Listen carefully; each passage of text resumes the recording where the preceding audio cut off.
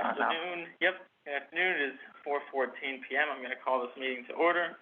Members present include Vice Chair Robert Levenheim, Supervisor Brian Barrett, Chairman Jacob Pride, our Office Manager Julia Heilica, and our Solicitor Ron Karasek and Engineer John Tressler. We also are joined by members of the public, including for public comment or discussion. Our first order of business, we have several sets of minutes to consider. We have the November 3rd, 2022 budget work session, the November 9th, 2021 regular work session, our November 10th, 2021 budget work session, and our November 15th, 2021 budget work session, also November 23rd, 2021 regular business meeting, and our December 1st, 2021 special meeting for the 2022 budget work session. Everybody has had a couple copies of these either by email or in front of us now. Did anybody have any changes or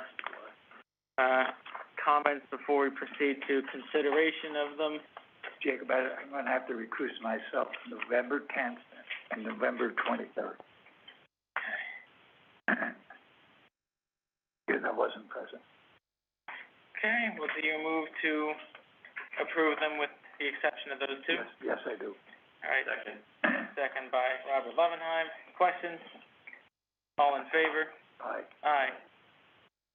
Subsequently, I will move that we approve minutes from the November 10th and November 23rd business meetings. Do I hear a second? Second. Questions? All in favor? Aye. Aye. Let the record reflect, Brian Barrett recuses himself from those two. Okay, are there any public comments on agenda items? All right, hearing none, we will proceed. We do not have any unfinished business. Our first, or only item under public hearings is regarding ordinance number 242, repealing ordinance number 205. Ron, do you want to go over the usual housekeeping? Yes, this is a repeal of a standalone ordinance, so it does not require any review by either the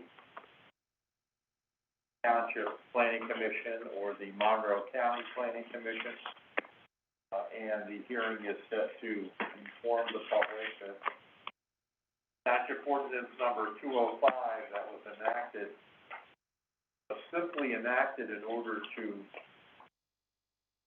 change the method and manner in which the supervisors were being paid. At that time, when Township Ordinance number 205 was adopted, supervisors were being paid, I believe, $100 amount per meeting, as opposed to being paid the stipend as the second-class Township Code provides in the amount of $2,500. So, Township Ordinance number 205 was enacted to simply change the amount and method of payment. However, in preparing the document,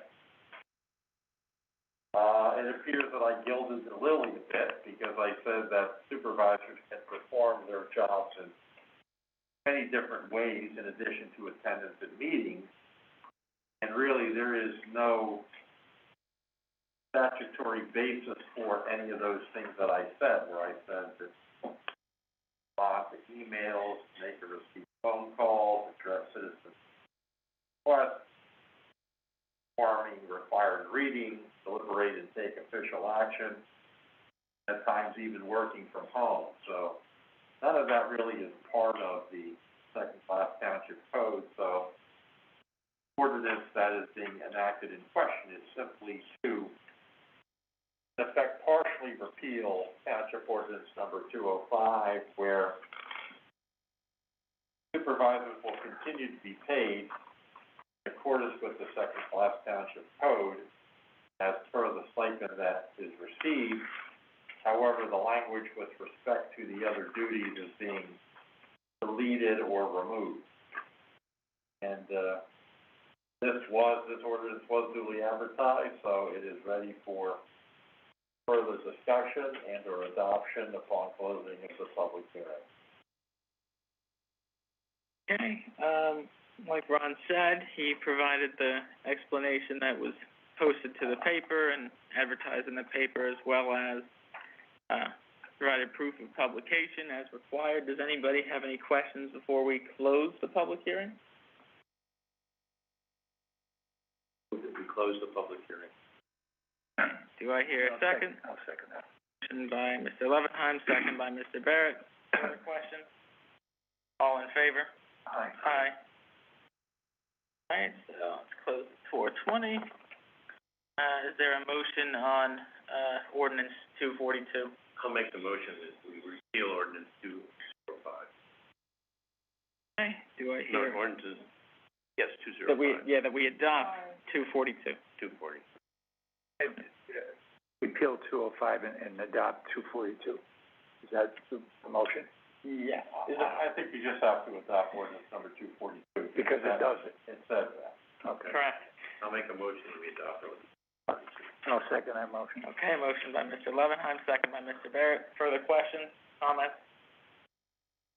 All in favor? Aye. Okay, that's adopted, and we can sign that after. Plans to act on, we do not have any. Our first order under new business would be Smithfield Gateway updates, and I was told Doug would be here to discuss that with us, so I'm gonna give him the chance to hopefully come a little later on, but for now, we can move on to item B. Let me just jump in there, Mr. Chair, with your permission. Sure. I did deliver to the, township last week at the planning commission meeting, the, signed documents with respect to this project, including the land development project, land development plan, the guarantee, agreements, and the, closing, escrow, along with a check for $15,000. And reviewing those documents, there was also, one of the documents did not have the signatures on by, I believe, one of the bank representatives, maybe perhaps Provident Bank, I'm not sure right now, but I believe those signatures have since come in, so at least Okay. as far as we're concerned, our documents appear to be in order. Great. The only other item I know that, Doug was going to discuss, was, conveyance of the, or release of notes on the plan to convey property to PennDOT so they can bid out the project on Thursday, something to that effect. I may have butchered that completely, but it is something to that effect of allowing it to go to bid on Thursday. I remember some emails coming in about SR 209, is that what we're talking about here, or is that something different? No, we are talking about SR 209, but I don't recall. Well, just wait, We're gonna, we'll have to wait for Doug. Yeah, I am not the engineer, but it is something regarding, I don't know if I have anything that I can find here. yeah, 'cause I believe it was what was emailed to us just, like a day or two ago. Yeah, in any case, hopefully Doug will show so we can talk about that, 'cause whatever it was, he said they needed it for Thursday, so hopefully, yeah, so hopefully. They need everything immediately. Hopefully they, come, so they can talk to us. In any case, under item B, we are discussing a developer concept related to a hotel. Gentlemen, would you like to introduce yourselves and? My name is Casey, to Brian knows, we own a Pocono here, if you know that on Smithfield Road, and we have the old township building that we just purchased from you guys, like, back in 2016. And then I bought them out too, so now I'm 100% owner of that property. And we like to develop that whole site because it's been there forever, and we like to put some lights over there and see if we can put a light and then, bring something over there, you know. Which site is this? So the township, of the house, we like to develop the whole site, you know. He's my friend, Adam. I'm sure you know him from State Bridge Hotel over there. I did know from State Bridge. So he's gonna help us out to develop this site as well, so we just here to talk about preliminary that if we can get your blessing that, okay, this is feasible for us to do it before we spend a lot of money on it, and if you say yes, then we like to continue and then do something over there. But it's been a vacant land for many, many years, and it's not doing anything, it's not even bringing any revenue for the township, no tax money, nothing, so. Or it is a little, you know, but creating something over there will generate a lot of income for township for as well. Do you have any thoughts, anything, please let us know. I think I have filled, Ken Wolf into this thing. He came to the site to talk to 2 or 3 times, we went through everything. We basically like to, put coconut beer lot and the other lot together as a joint lot, and then develop, so we have enough for, we're not looking at like 100-room hotel, but at least 50 to 65 rooms, you know, so we're doing that. Hey, Pete, did you go over that with Ken, about how much is needed in setbacks and everything else per room? Did you talk about the size of it, the height of it, and how many rooms you would like to see? So I did speak to Ken Wolf on this one, and, Yeah. Originally to create a site, we need a 5-acre lot. We are missing like, so if we combine coconut beer lot and the township, that combines 4.21 or something in that range. So we are missing 0.8-acre lot, you know, but if we can apply for a variance and see if we can go up a little and, shrink the size. We were thinking about 80 rooms before, but we're gonna shrink it down to like 55 in that range, right? I think the 55, folks would be efficient. For a hotel? Correct. And we're thinking about a high-end hotel from IHG Brands, right? Either IHG or Marriott. Oh. I mean, I consulted with both franchises, and they're both very interested, because of the location. And thankfully, I mean, I've been here since 2010 when I opened the State Ridge and the Holiday Inn Express downtown. You know, this has become a remarkable area, and that's why when he invited me to join his project pending, you know, definitely I think this is a great location. The one concern I had was the size, as he indicated, the 180 rooms. I sat with him and Ken, and that's when I advised that maybe a smaller property would be better, considering the shortcoming of the acreage. Well, my question is, you think how many acres have you got altogether, you think? 4.21, I believe. Is it big enough for the parking you'd need for that? Yeah, because we have a side parking next to the coconut beer lot, we can actually do the ramp, you know? I don't know what we talked about, I'll show you. There's like a kind of, if you will, about a 2-feet slope.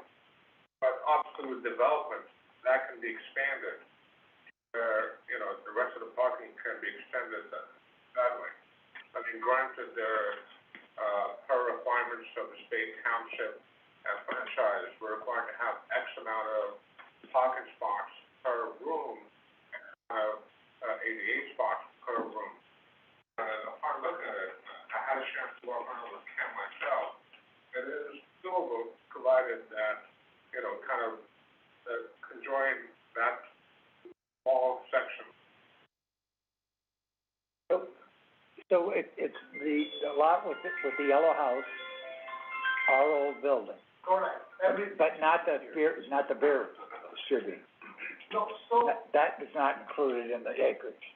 So it is, so what we do, we're merging both of the lots, you know, but we are actually not using, like, if you stand in front of the coconut beer, building, right? To the left-hand side, we have almost like 30-car parking, which we are not using, you know? Sure. Period, because when you come from 209, we have that signage grandfathering, but for people to go inside, it's not feasible, you know? So when we develop this site, we can actually use that lot, which is sitting and not doing anything, have a ramp, you know, for extra parking, kind of put that together, right? Correct? Yes. So you're saying the beer building, we'll call it now, our old building, and the yellow house equals 4.1 acres. But you're talking about an existing building with a footprint. Did you run this by Ken, I mean, Well, I think they're taking the building down.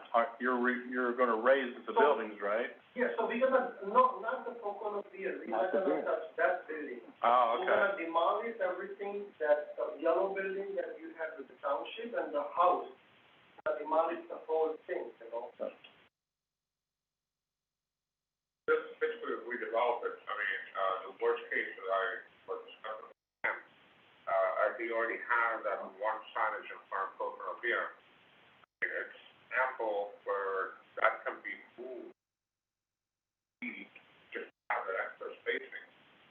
So it is feasible, the consideration. Definitely need more good hotels around here, there's no doubt about that. I think we're all just a little confused because we're used to seeing that in the configuration it is now. It's like, It's difficult. how do you put a hotel there? But, So is it possible, because being top over here, rather than if, one or two of you, if you can come to the physical location, then we can, and if we can demonstrate what we're trying to achieve, rather than talking something up in the air, will make more sense, I believe, is that.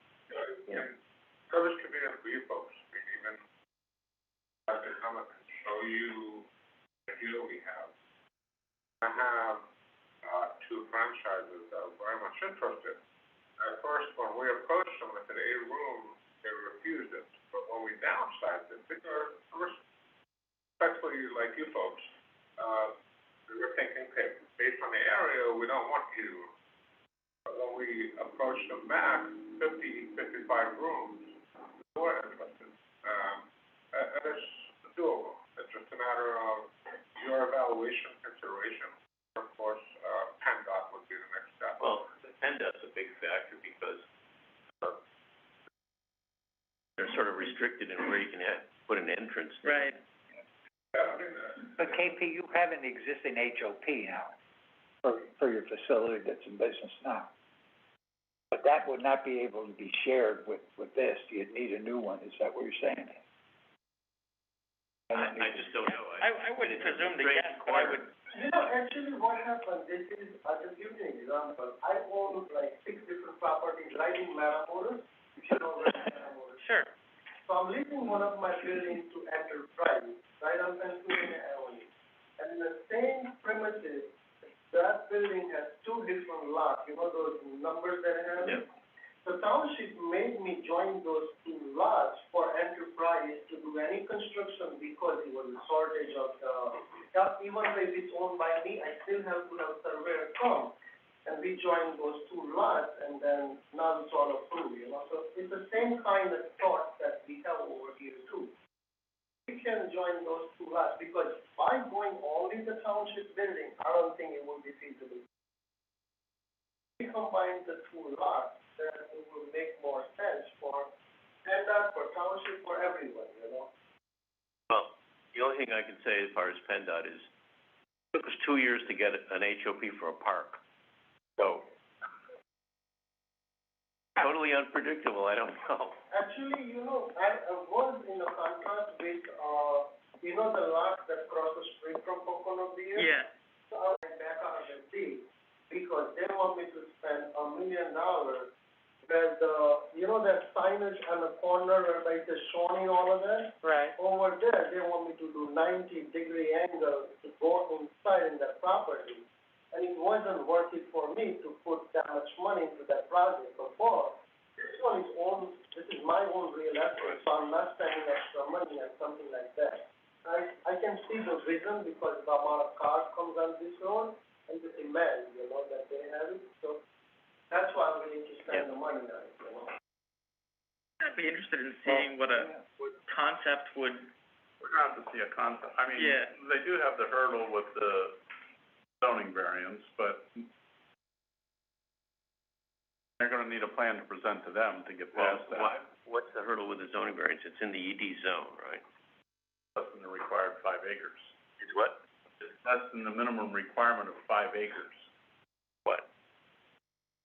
What they're telling me is that Correct. the hotel. According to Ken. Do we have a 5-acre minimum for hotels? That's they're telling me it. I don't know myself. I didn't know it myself. Yeah, and they're setbacks. That's what, I got told by Ken, you know. Yeah, well, he would know. But he had mentioned He would that too. He had mentioned that you Yeah. can always apply for the Right. variance in some cases. You know. Right, well, you're very close.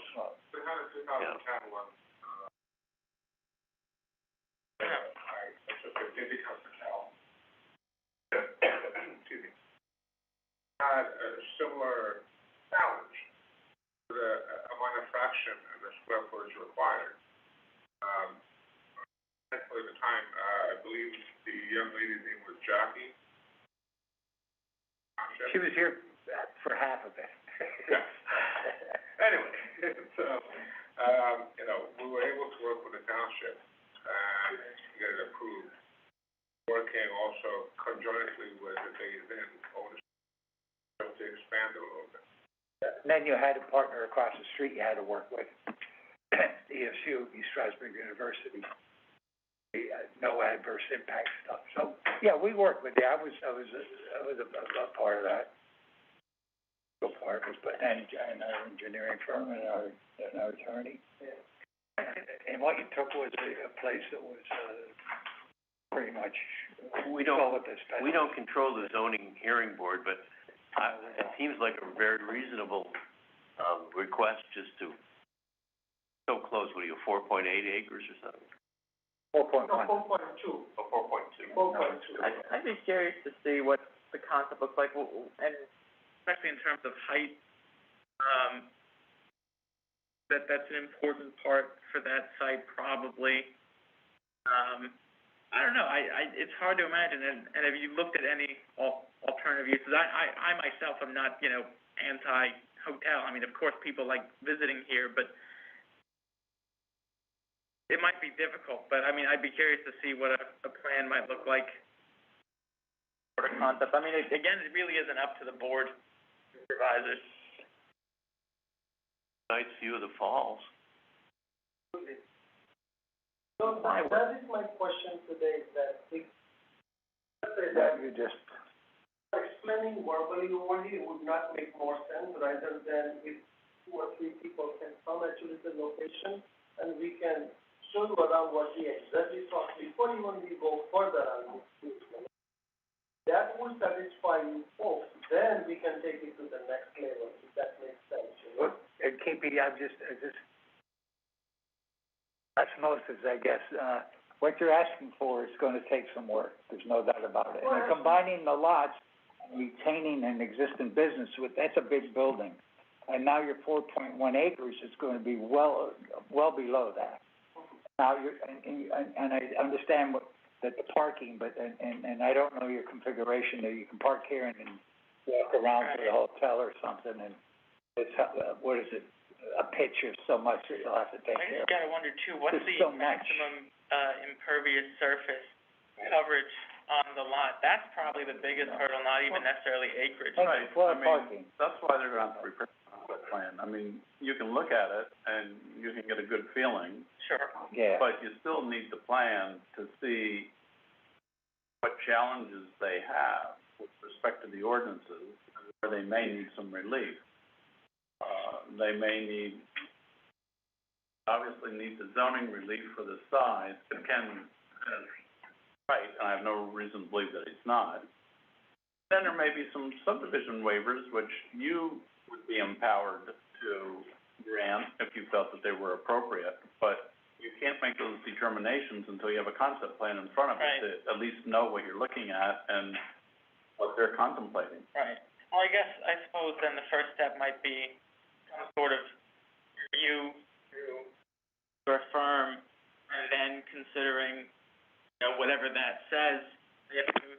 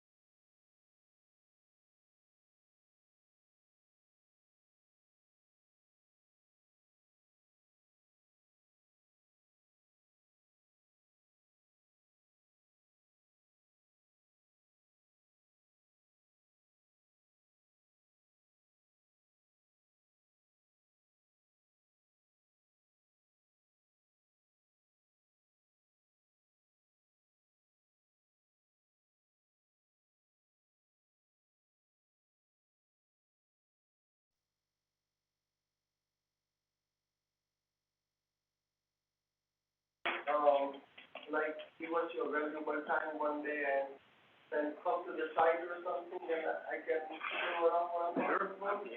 Because Brian knows it, yeah. Brian, you know, he used to come to my store, I haven't seen him for ages, but I don't know. Yeah.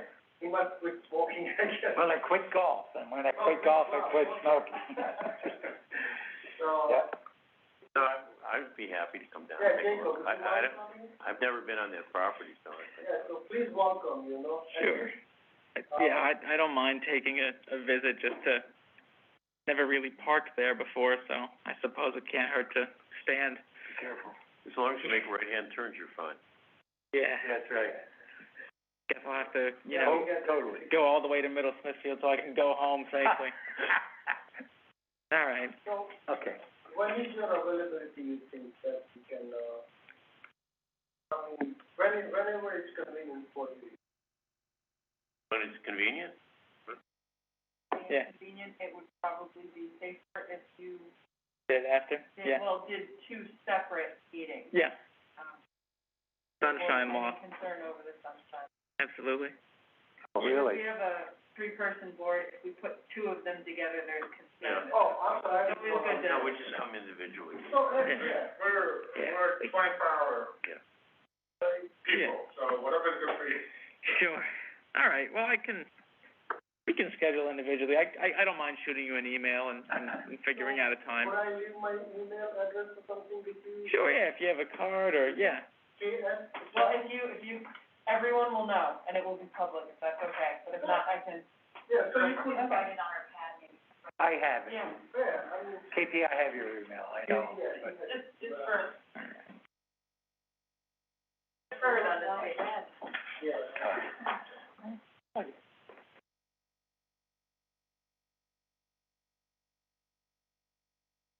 As you said, the concept plan, something We're gonna need that before you, kind of. awful lot of advice. You can't even give a decision on a concept plan, but you can at least be better informed Well, as to. I was gonna say, 'cause the next step would logically be, after the review from you of some form, would have to be whether or not the ZHB is willing to grant anything. That's right, because without zoning, we go nowhere. Yeah. It's hard to see. And, I was talking to Harry, I'm the only one who brought this concern about the sewer from, It stops, it doesn't go there, no? So, not yet. but it will happen, right? Sooner, where are we standing with that? Well, here's the deal, you've got an option maybe, but you would have to go up to Buttermilk Falls, KP, and then that ain't no gravity feed, you'd need a pump, that would cost you a lot of money. But you really gotta talk about that, and as Terry's saying, there is a plan, Robert, I think, The sewer authorities is, looking at it. looking into extending it to the buttermilk. Yeah, because we had a meeting. And then across the street, Yeah, Right. because they had this original meeting happen in my office, you know, and everybody came over there and we had a nice meeting, and then they wrote a letter that brought everybody on board, you know, so. Yeah. Apparently, everybody along the corridor has said they want it. Correct, So they're seriously looking into it. That means we are creating something, not deteriorating, you know, so that's a good thing. Absolutely.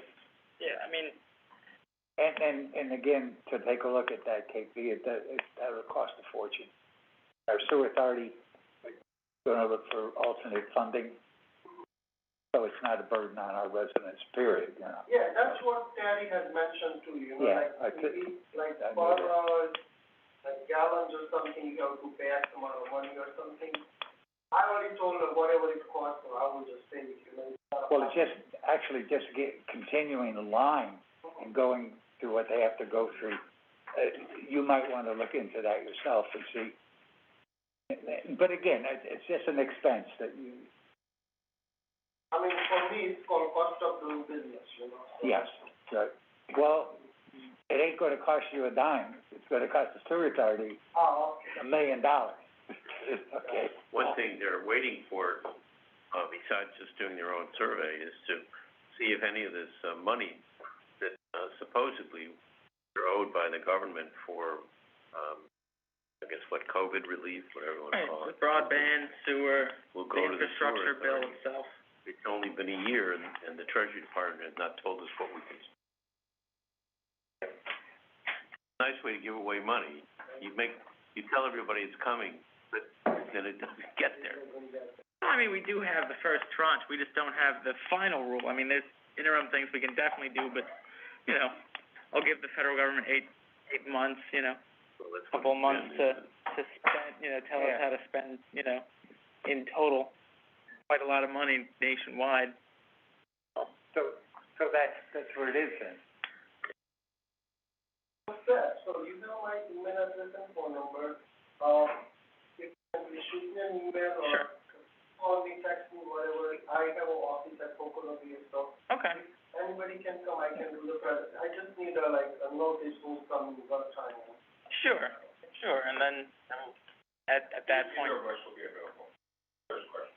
Okay, that sounds good, and then at that point, you can proceed to, some sort of review with Boucher and James, and then decide whether or not you wanna pursue zoning hearing board, or something else. What I did, Jacob, is that when I was gonna put up a gas station across the street from Sure. Pocono Beer, I Right. already did a lot of homework, because Uh-huh. I had somebody else who were doing, permits for me for PennDOT, you know? So I have a lot of study done already for that Buttermilk Fall Road, you know? Sure. So that's what, we know exactly what, we have a vision for it, you know? All right. Well, we will be in touch then.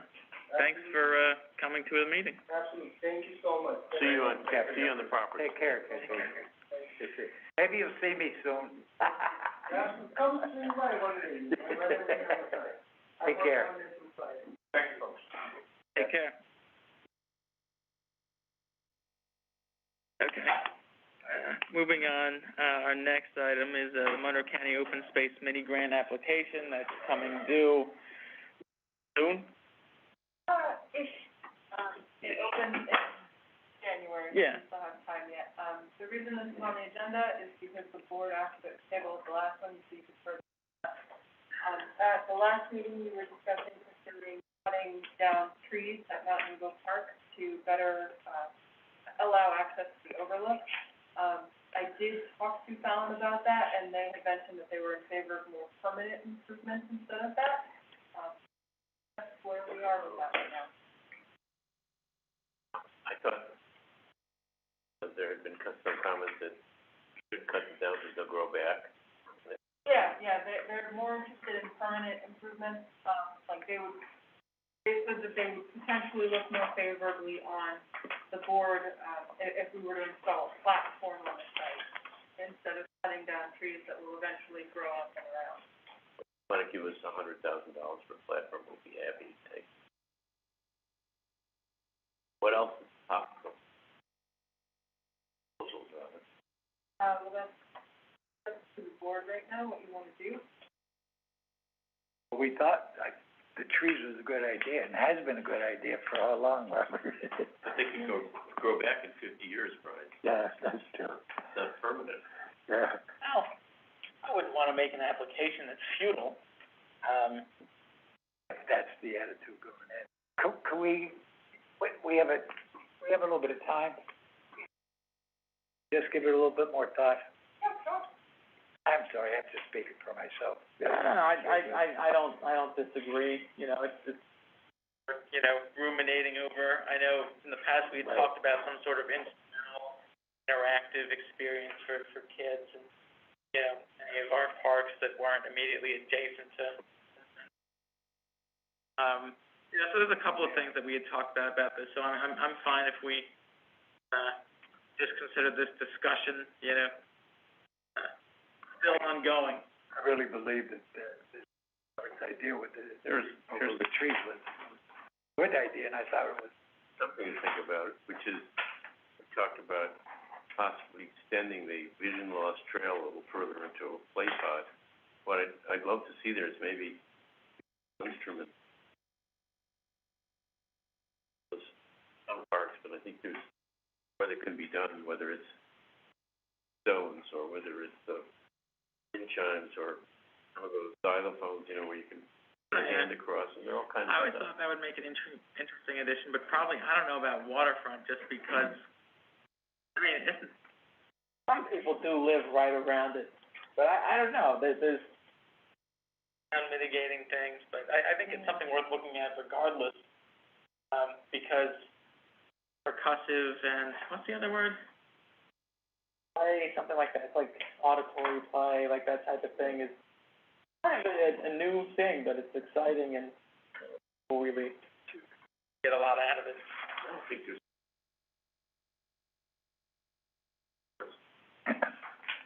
I suppose. Do some under county open space. Right. So we might not be able to apply for this, for play pod unless the play pod is constructed. Okay. We'll be putting ourselves under serious duress if we plan to create the play pod. Yeah. All right, well, let's keep thinking about it. What kind of money is it? I'm sorry, that's Yeah, that's true too. Sorry, what kind of what? money? Yeah, what's It is a maximum application of $40,000 with a 1-to-1 match, so full advantage of the match, there would be a $40,000 grant, $40,000 from the township for $1,000 project. never get that. No, we never. I think you leave it, give yourself an outside figure of 10,000. I wouldn't go any higher than that. You had a comment?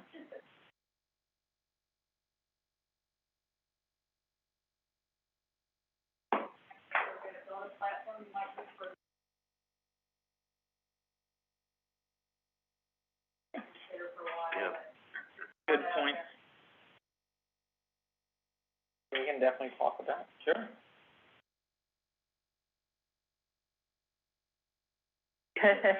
It's true. All right, that's fair. All right. Oh, we'll leave that one there, open there. Our next.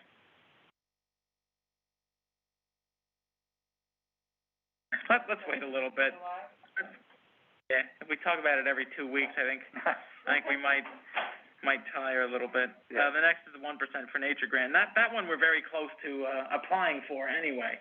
Yes, So- the reason that is back on the agenda for the board is after I submitted the, initial draft application for the board members to look over. I believe it was Robert that suggested to go from single traction closures to double traction closures, so we have the ability to fix this recycling. Sure. This grant opened yesterday, and have until February to put it together. I did also send the draft out to Middle Smithfield, but if the board would like to go from the single traction closure to the double traction closure, just let me know. I will change the application and send it back out to Middle Smithfield. I think we have to go for doubles, and I think the national park already has doubles everywhere.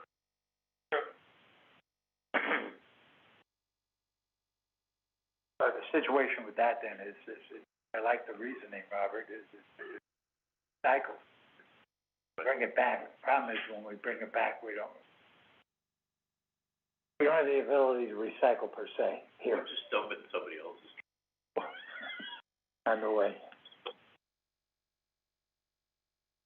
Water bottles from my office to Parsons. Yeah. Okay. But Just collect it on a Tuesday, you can come around my neighborhood and dump it in the individual trash cans for recycling. I think it's worth seeing if they're interested in the double. I mean, it makes sense. I think it is sadly absurd to expect that people bring out what they bring in. I think unfortunately people are just like, no, you think I'm gonna throw out something that I brought, you know, or at my house, and they think it's crazy, but it's probably the only way that we can mitigate trash. And yeah, this summer is expected to be big, despite, variants and whatnot. The vaccination numbers continue to go up and people are outside. So, yeah, I'd rather they throw out or recycle their Gatorade than, you know, throw it in the falls or in the creek or get up, you know, bagged up next to trees and stuff, you know. I think it's worth the effort there. I think 1% for nature would certainly go for it.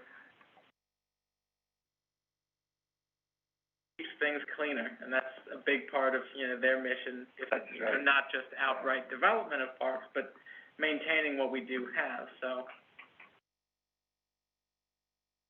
So do we wanna do that now, or do you wanna maybe have to clear it with, solar? Well, we need to get middle stamp of approval, because we're co-owners on both pieces of property that we're interested in doing this in. We will need a letter of, understanding and then Right. of commitment from them should they choose any funds for this project. And they seemed interested as it is, so Yeah. it's just a financial question for them now. Right, so if the board wants, I'll rewrite the second draft application and send it to them with the double trash enclosures. And if we hear from them and they say yes to doubles, we can pursue that one. If they say no, we can pursue single or, we'll go from there. That's All right. another alternative. And what's the change in the match? I'm not sure I've calculated it.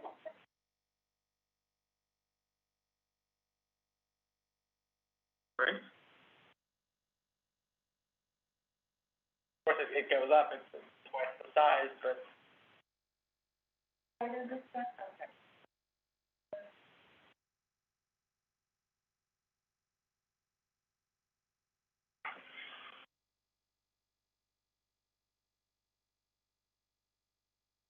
So a single trash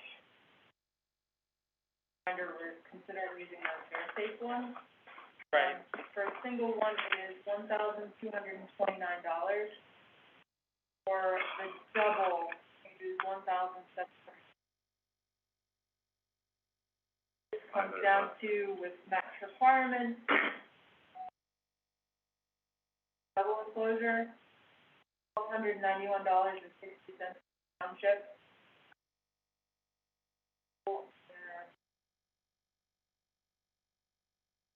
No worries. I think the only thing we can do is go for a double. And $895. Be a double. I don't think we even consider it singles, we have to, be logically correct, we'll call it. Yeah. Leader in that. I'll rewrite the application and send it out to Smithfield. That sounds good, then we can talk about it, as soon as I get back to us. All right. Name them into it. Deviating from our order a little bit, Doug is here to talk about Smithfield Gateway. Doug, I think I butchered what you had, told me you wanted to talk about, so I'm just gonna let you start fresh. No problem. Apologize for being late. Usual, I thought it was a 7 o'clock meeting, so, but since I was sitting at the office, it's about 5 minutes away. No, we had a couple other discussions, so no worries. Yeah, I can see you had a pretty good Yeah, agenda. we had a walk session. In doing the title for the right-of-way areas that were granted over to PennDOT, and that has been taken care of, we have our right-of-way clearance from them. Or anything to the contrary, we've done everything we needed to do, we expect the 209 project to go out for bid on, this Thursday. This Thursday? Yes. It'll be advertised, for bids. That's very good.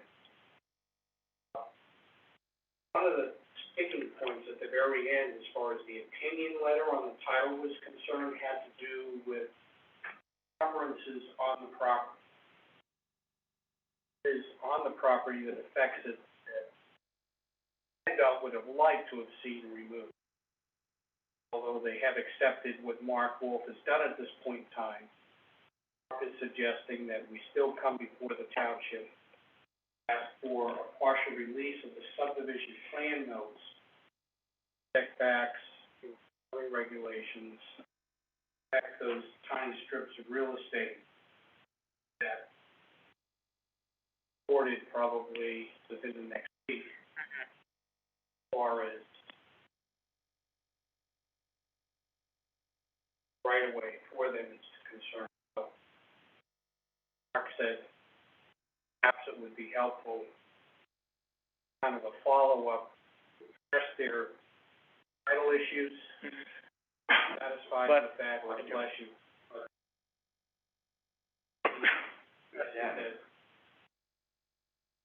Work with Ron to come up with the language that, absolves the township and remove those encumbrances from those strips of real estate. Basically, property.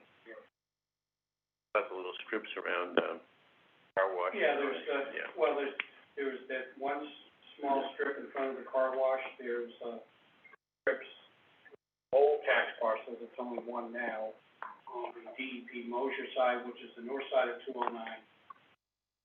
The newer strip that was added at the end, on the Chelsea side. So that those strips of real estate, Mark has prepared a draft, in the process of review motion that would be made by the township tonight.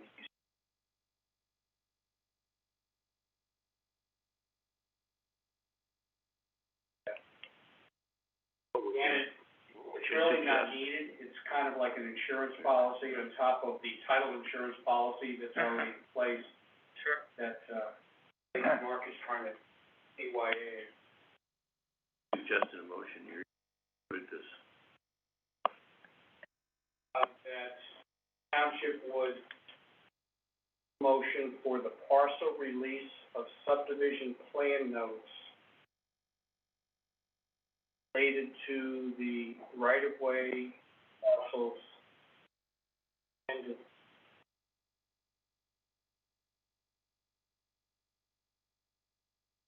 subject to Ron and John's final review. His final review of Attorney Wolf. Plan notes are like, Plan notes are FX. if you put setbacks on those little parcels, they would.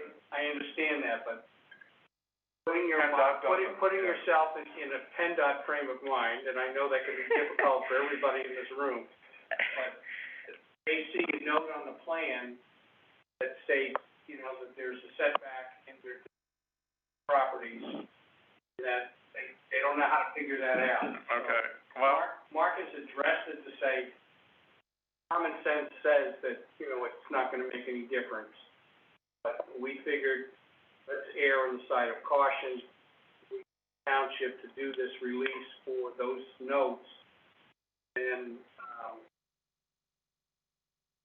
PennDOT an additional gift and say, hey, we've removed these notes with respect to those particular parcels. So how is that release gonna actually be accomplished? Is it gonna be another note stating that those parcels are not subject to the notes on the plan?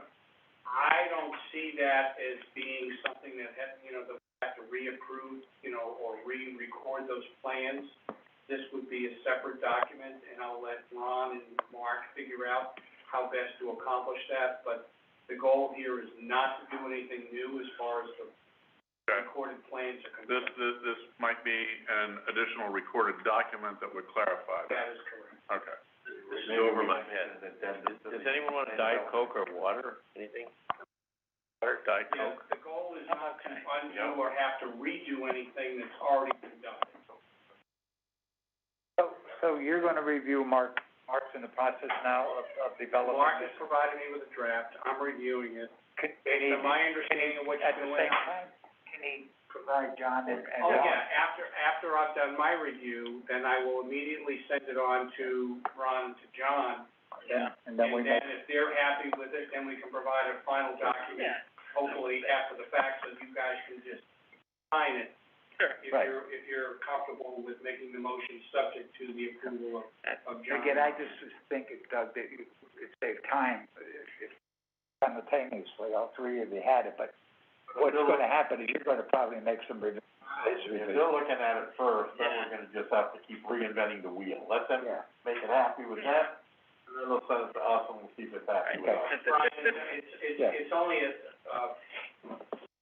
couple of pages, signature pages, but there's only 3 pages, and the guts is in a page and a half, so it's won't be a lot of time involved, Okay, well, you know, again. as far as the review, but I appreciate it. Yeah. 3 months to look at. Only 2, 3 months. Yeah, that sounds like a perfectly reasonable plan of action on something like that. I mean, you're not building anything there, it's impossible. Dr. Pepper. It's, It is a good diet soda, I'll get you Diet Coke if you don't want that. No, Dr. Pepper is one of the best. yeah. It's your private stock in there. Dr. Pepper and Yingling. Was, the one case that you got someone told you remember when I went. Oh, man. All right, so, Yeah. yeah. That Did wouldn't. we finish this yet? Yeah, that wouldn't bother me, nothing really, we just clarified, the review process, so I would entertain a motion on, approving the partial release of, plan notes. Subdivision plan. Yeah, subdivision plan notes regarding right-of-way, parcels anticipated to be deeded to PennDOT, subject to the engineer and solicitor's approval. Anyone wanna make that motion? I'll make the motion. Motion by Mr. Lebanon, do I hear a second? Second. Second by Mr. Barrett. Questions, comments? All in favor? Aye. Aye. As Motion far is as the way adopted. of progress of what we're doing, I think anybody that's driven by the site has seen that, there's been an awful lot of changes that have been Absolutely. taking place. Especially since we have finished the closing and all the various items. Tomorrow, I will be, delivering to the township copies of all the plans that were recorded. Do you want a full-size paper set? So I will drop off 2 sets of plans.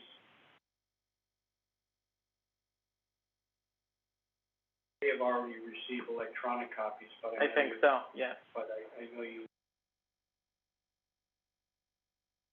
I will drop those off tomorrow. Did you already do your visit to PennDOT, or is that on the docket? I don't know, I saw, it was a funny message from Jim, you know, saying Godspeed in your run to. That was the delivery of the deed Oh, this okay. afternoon, so everything is in place for Thursday, yes. Well, that'll be That excellent. was taken together. I thought that was a rather eloquent. What is that big machine on top of the hill doing? Like a It dinosaur? looked like a drilling rig. I don't know what it is. It's, you know what they call it, the nickname is. Anyway. Well, I think that's different than what he's talking about, but there was a drilling rig. Because they did another batch of, they did another blasting today. So, still expecting that the blasting that's needed in order to level out the site for the medical office building. The site for the medical office building is probably down to grade at this point in time. Parking area in front, so those are extremely expensive parking spaces. If you're looking at it on a cost per square foot, because you gotta blast out 20 feet of rock before you can get to where the parking spaces are gonna be. Well, they expect that work will be completed by the end of the year. You're certainly gonna have construction weather for the rest of the month, no snow. Right, so, Yeah. and then or either in February or March, that's different. Building contractor wants to proceed. But the pad will be turned over to, Who's the building contractor? Is that the? Greedy. Building contractor is EP Greedy out of, Taylor. Done a lot of work for Jim. He did most of his buildings up here in the Bartonsville area. Great. Thank you. All right? Right. Yeah. Thank you very much. And, Christmas and Happy New Year to all. Same to you. Same to you, Doug. Is Jim gonna be up here at all? No? I think so. I think he wanted to sit down, Yeah. and sit down with you about the Chelsea site, so. Well, take care. Talk soon. Okay. Next up is, our lot joiner application regarding, Trapasso and the self-storage that's presently before the, was just before the planning commission. they responded, did they, today, or? Yeah, we got letters in the mail and both documents. Julia? I understand, Mr. Chair, this is, like, part of their plan. This is Right. simply to approve the lot consolidation Right, of the four Stroud. lots for the plan. The Eagle Valley Land Development Plan will continue this process on its own. Right, So this is just like a little finger of that plan. right, That's on the agenda tonight. What you received was the conditional use application in Stroud Township, because since some of this project is in Stroud Township, Stroud Township approval, even though I think most of the earth moving is here, right, I think they still need Stroud Township to approve, right. because it's in the floodplain, et cetera. And Ron, weren't they going to go before them yesterday, or today, maybe? On who? Go before whom? Nate Euler and, for Trapassos. Yeah, they were To going Stroud in front of Township. Stroud Township, I think. That's my understanding, but I'm not sure if that actually occurred. We did get paperwork showing that they have filed, and As you said, anything we do would be I predicated. mean, I don't know what Stroud Township is doing. I mean, if they're doing a conditional use, it'll be impossible, because you have to advertise and all that other jazz. I think they are doing a conditional use on the underlying project. That is correct. We received it in the mail today, and it was sent out to the board and Ron and John at approximately 1 o'clock today. They have submitted a conditional use to Stroud Township to build part for all of their driveway in a floodplain. They would not be able to have that hearing today, obviously, but they are going to file the paperwork like Brian said, Yeah. so. And then, again, as you said, Ron, it'll be predicated on their getting approval from Stroud Township. Right. Yeah, they'll get approval for use of the driveway. I don't know how they access that. That's their access, is that driveway.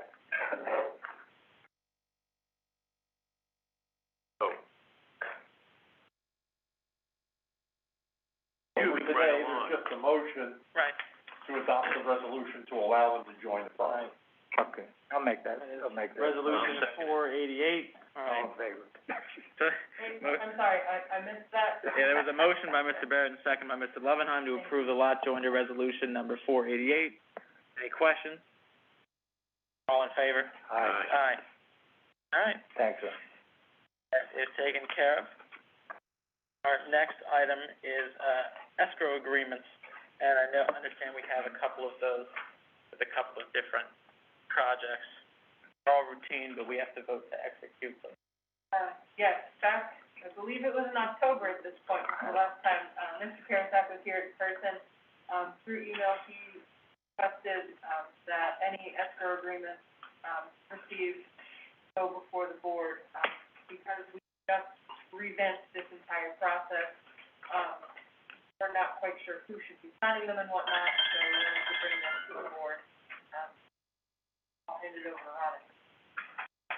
Well, again, the forms that were prepared indicate a signature page. If you look at the end of each page, they're, basically a one signature line for the township, for approval, and one signature line for the township for attestation. That's your call as a matter of policy as to which you want. In theory, if you make a motion, prove something, just as when Brian was chair, or Jacob now is chair, that only the chair needs to sign, because you have the underlying motion for what you are doing. And that's all you need. Now, the attestation on the left side of it would be then, it could be the supervisor secretary attesting, or it could be the office manager attesting. That basically is just saying, the signature that you see here of Brian Barrett, or Robert Lovenheim, or Jacob Price is a true signature. It's not some ringer. Right. So it really not critical as to what you want to do there. It's your call, though. All right. If you want all three supervisors to sign, you can. Just one to sign, on the basis that there's an underlying motion to approve the signature, that you can do that too. It's just however you want to do it. It's a simple matter to change the form for three signature lines as opposed to two. It's not that difficult if you want to have all three of any reason that we need to have everyone sign, I don't either. basic escrow agreements, to approve them.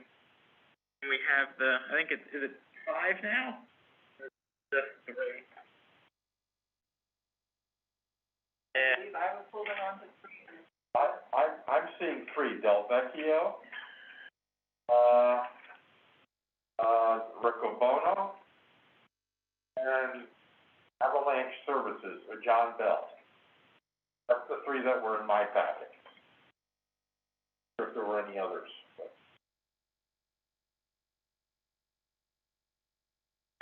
That's even more of a reason I'm looking at these things where you're having deposit being made of like $1,250 and $1,250.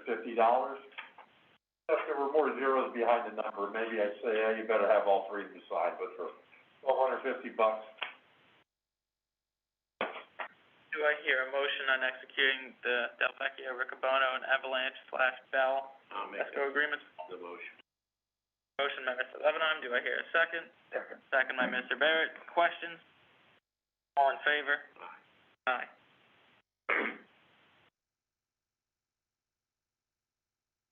Alright. Next order of business, consider requesting planning commission reviews regarding draft economic development zone technical corrections that received today. Ron or Julia, do you want to discuss the changes from the existing ordinance? I know Ron's, I think, are in blue, and Julia's were in red. Mr. Chairman, Yeah, we keep it traditional, the boys in blue and the girls in pink. Can I ask Mr. Kursek about a few instances here that I think are just There is one that I want to talk about too, that I found, but go ahead, shoot. just really typographic things here. First of all, in 304, prohibited uses in ED and M1.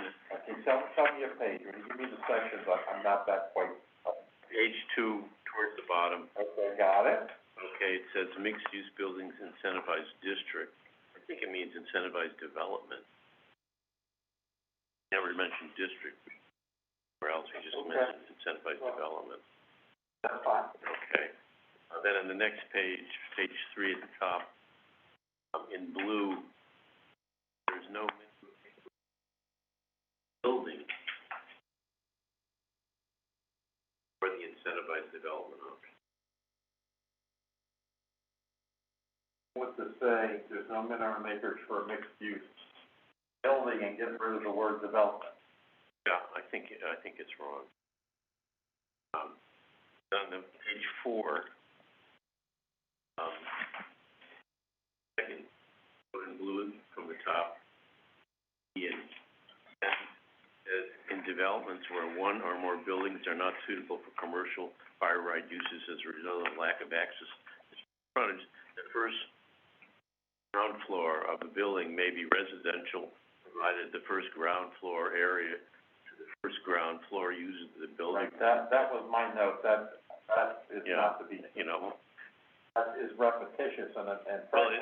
it's just, I know what you mean, but I don't think it says it. Yeah, no, but you have to tell me what I mean, because I can't remember what I mean now. I think what you mean is, if there are buildings without street frontage that aren't suitable for commercial uses, Right. they can have residential on the first floor, but you must then transfer that square footage of residential, of commercial, to buildings that do have street frontage. And, in other words, let's say one building has no street frontage, one building does. Well, the building that does then would have, double the amount of commercial needed, even if it was on 2 floors. Building in back could have residential on the first floor because it's not suitable for commercial purposes. That's what you mean it. Is it up above, or is that something different? Sort of say it, but it seems like this is, above, it doesn't refer to residential on the ground floor, I believe. It does. They're slightly different. Yeah, 'cause it's funny, 'cause I think the note E above that is what is written as D, crossed out, and then, I don't know, are we supposed to? Well, what we did with that, just so you're aware, is that there were percentages that were being moved around, if you recall, 25% residential or 30% or whatever, so nothing the matter with, Mr. Lovenheim, and again, these are my suggestions. So, let's try to get away from the percentage and try to write language like this that will make it work, and then worry about percentages. Then we don't have to worry about, well, what's square floor, are we talking the building or footprint, or are we talking the inside floor space, or, Yeah, it's a little easier to calculate that after the fact than before the fact. just saying on the first floor, it's gotta be commercial. Right. Unless there are instances where you can't have that as a D and E. And that's done, you're done. And that ground, and that space has to be the same as you have on floors 2 and 3, so you don't build something like this, and have one of these like this. Right, yeah, you can't build, you know, a 10,000 square foot footprint and then have 100,000 behind it and say, oh, I'm sorry, I can't see this from the street. That's why we say that. Okay. One of the It advantages, has to be the same amount as the square footage area per floor as any of the largest other floors of the building.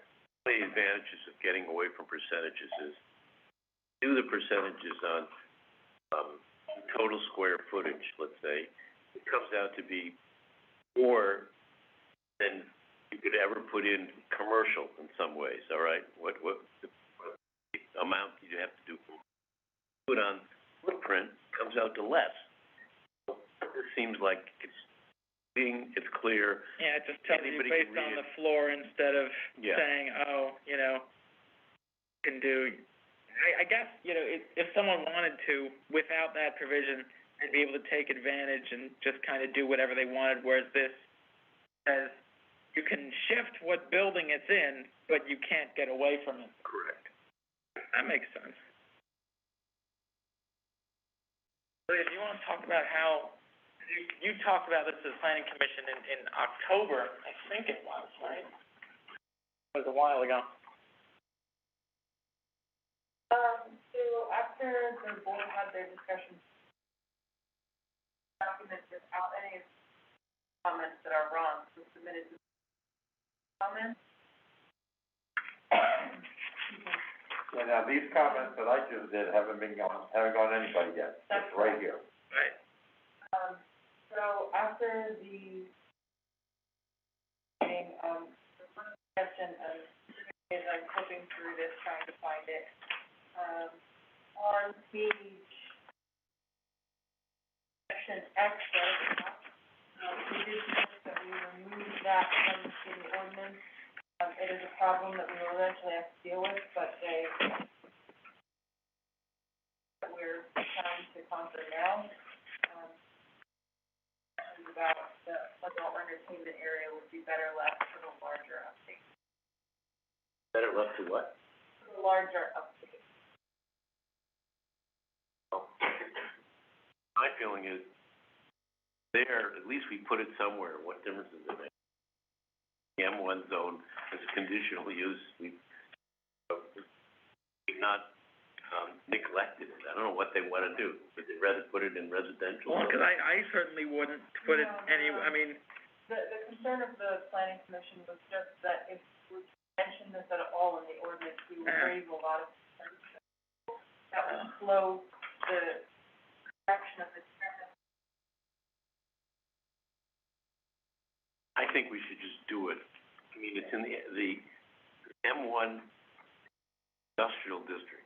How can they object to that? Gotta be somewhere. You can't write the ordinance without it not being anywhere. That was the problem. then you get into those terrible curative amendment type of things. Huh? I was saying, if it's nowhere, then you get into those terrible curative amendment Right. things, and then our hands get Right. tied, but, because you can't have that in residential, you can't have that in commercial. So, the idea, I mean, as society has its views on this, you know, you kind of keep the taboo type of Right. stuff outside of the general, review, I guess. There's something we don't know. Does one of the planning commissioners plan to open the pole dancing? No. Oh, man. Who would it be? This was just, All right, it I'll pass actually- on that. It happened to come up in conversation, we were discussing this, and went, by the way, we don't technically allow this in any of our zones. It was originally added as a technical fix. I don't remember which commission, nobody's banging down our door to do this, so. Yeah, I don't know if I quite accept that, because if you don't have it, residential neighborhood, it's a problem. Right. Because, you know, if you don't have it there, you can have it anywhere. Then they get one of those 609 hearings, right? And we have one of those. I mean, I don't know if Julie is saying whether this causes an issue or not, but if we don't have it anywhere now, put it somewhere now while we're doing it. I would rather The just, worst that can do would be thrown back in our face, but at least we have it somewhere. I'd We don't rather, have a section 302 hearing again. yeah, I would rather, I mean, you know, it's funny, because people that look at this without context go, oh my God, what are they doing? But this is literally the only spot that you can put it, that it's not out in the general view, it, you know. Generally where these are. Yeah, everybody puts them in this spot. Commercial, industrial, not even so much commercial, more even industrial. It's always in the industrial, because that's the smallest zone any municipality has. Ours, you know, is the airport and then the area near Delaware Water Gap, but it's like, I don't want someone to come in and file a curative amendment on this. No, I would rather. No, I think our reasons are Yeah. valid. Yeah. That's what Besides that, my notes are fairly self-explanatory. I do still require, or I believe there should be some, discussion from Ron related to, page 9, indoor shooting ranges. I have a question about storage of ammunition. I do not know enough about how to be able to comment whether that's not, how we have it written. But besides that, I did not check my email the moment this came through, so I've only had about 40 minutes to comment. I'm going to, not comment on anything that you said. And let me make a quick review of my comments, it won't take very long. Front page, we put in the language that you have to have about the adopting amendments in order to make things more clear and all that kind of jazz. Okay, fine. On page 2, the 7 parcels being added, there's 6. Again, look at my blue comments that say SS. So, that's there, okay? Bottom of page 2, section 304, added the word major mixed development use. So Robert was concerned that for the mixed developments that are, 50 acres, Robert, or 50 acres, we call them as major mixed-use development as opposed to a mixed-use building or an incentivized development. We want to say anything about, frontage on highway or byway? What? I think that's still in there, right? Frontage on major highway or byway. Yeah, I think that's still in. That is not up for, any discussion whatsoever. That hasn't been changed, but it's just a way of saying it's a big one Well, rather than a small one. Yeah, it's good to delineate that. Then again, we make it clear on the page 3, the second comment there where I have ditto, it just says a major mixed-use development has to have a tract, 50 acres or more, and then I added under B to make it clear, there's no minimum acreage for mixed use, I have development, supposed to say building, or the incentivized development option. I still don't understand the difference between the 3, I can tell you that right now. Between which? All right, so then we add section 9, which is no big deal. Now, the residential uses, those are those changes that we added here, if you go on the page, bottom of page 3 through, page 4, where we took away the percentage things and tried to put in this language about first ground floor, this is what we should use, and I'll change around that subsection E. has, and rightfully so, that residential uses in red there or pink, residential uses incidental to dwelling units such as mailboxes, washers, dryers, may be located on the ground floor of the building, provided that no such incidental use to occupy any commercial street frontage. So that's very common if you go to apartment buildings. A lot of times the washer dryer area or whatever is like on the first floor or on a basement or something like that. Yes. And I do have a question, comment on this section. We're considering a mixed-use building like this, and I'm thinking of Main Street in Stroudsburg. A lot of the entrances for residential uses on upper floors are located on sidewalks in commercial street frontage, for safety reasons. There's also often a back entrance, but it's also allowed to have on the front. I don't know how we would change that, and how we would marry the concept of, as your note says, you mentioned it in your note, that's how it is. If you want to say there'll be a side entrance, to go to the, residential apartments upstairs, like that, or something. I think that makes sense, 'cause I think about, safety. I have seen apartment buildings in Stroudsburg where, again, there is a side entrance. Yeah. The commercial's all here, but there's a side entrance where you can go up to your building. So we can add that, that's, that I don't think changes anything.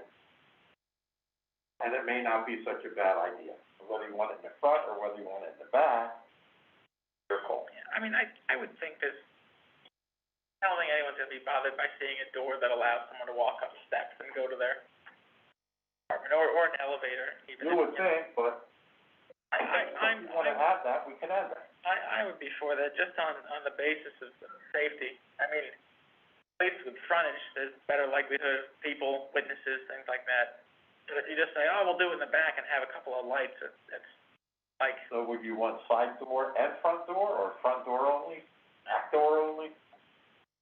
Yeah, two cents, So you want front and back door, Sure. access?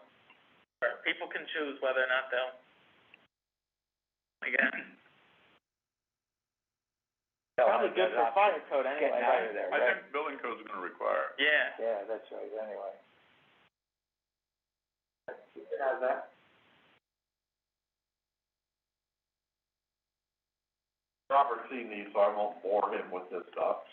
The top of page 5, there were roof line offsets and buildings within the incentivized development shall be constructed of various materials. For whatever reason, there was discussion that those sections should be removed, or top of page 5, Robert. But in speaking with Robert, he said, I don't see why we're removing those, they just keep them. So, as I'm concerned, I'm taking them out of this language, completely, unless you wanna keep it, unless you wanna keep the removal there. I don't see why we should delete that, keeping the, I like that, it's a design requirement, and it was kind of critical to the ordinance to begin with, to, have things have nice facades and all that.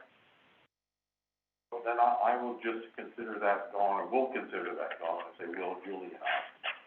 All right, then as to the district regulations, we're gonna call that a new section 309, as you can tell by the, highlight, and then you go through the columns, and you'll see that indoor shooting range has been added as a conditional use. Right. Also adventure lodging, hotel, motel without an indoor lobby, et cetera. And power-based or non-power-based, or wireless. So to the left-hand side, again, we're on page 6. Left-hand side, I'm okay. The right-hand side in the middle, I've added that any building over 2 stories shall be required to have elevator access to all floors. Now, again, whether you want that or not, it's up to you, but I have put it in, because I was asked to put that in. So again, it's over 2 stories, not 2 stories. Over 2 stories, you have to have To me, I think that's like elevator a access. moral issue, accessibility. I think, it's only reasonable, because if someone lives or wants to live somewhere, or, have, someone visit, or say it's a law firm and your client is in a wheelchair, I think it's crazy if your office is on the third floor that you're not gonna have an elevator. I mean, I think most people would, but I think accessibility is important. I also think important to the quality of the housing. Anybody who's building a three-story building today without, elevator access is really building, a slum.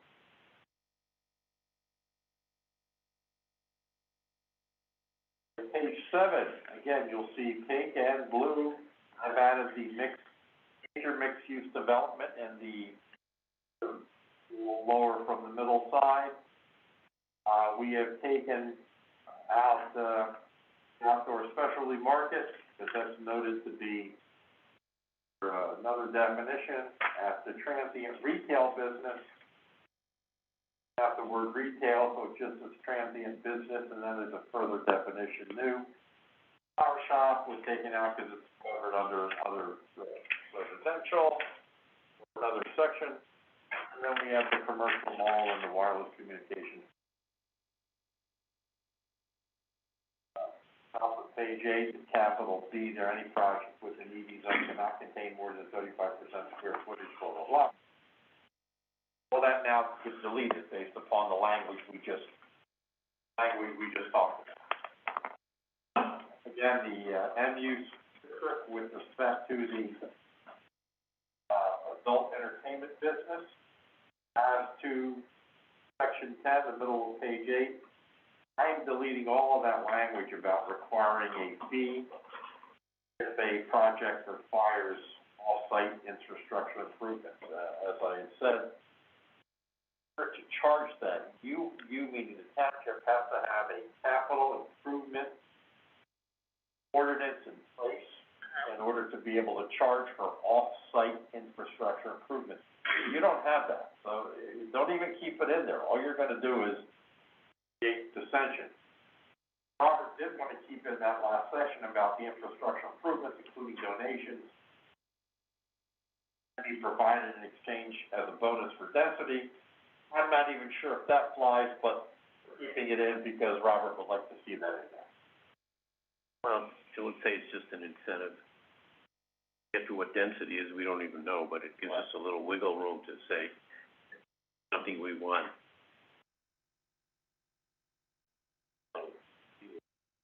And then going down there, just a spelling of the types of fittings. Page 9, the indoor shooting range. I agree with Julia that perhaps we should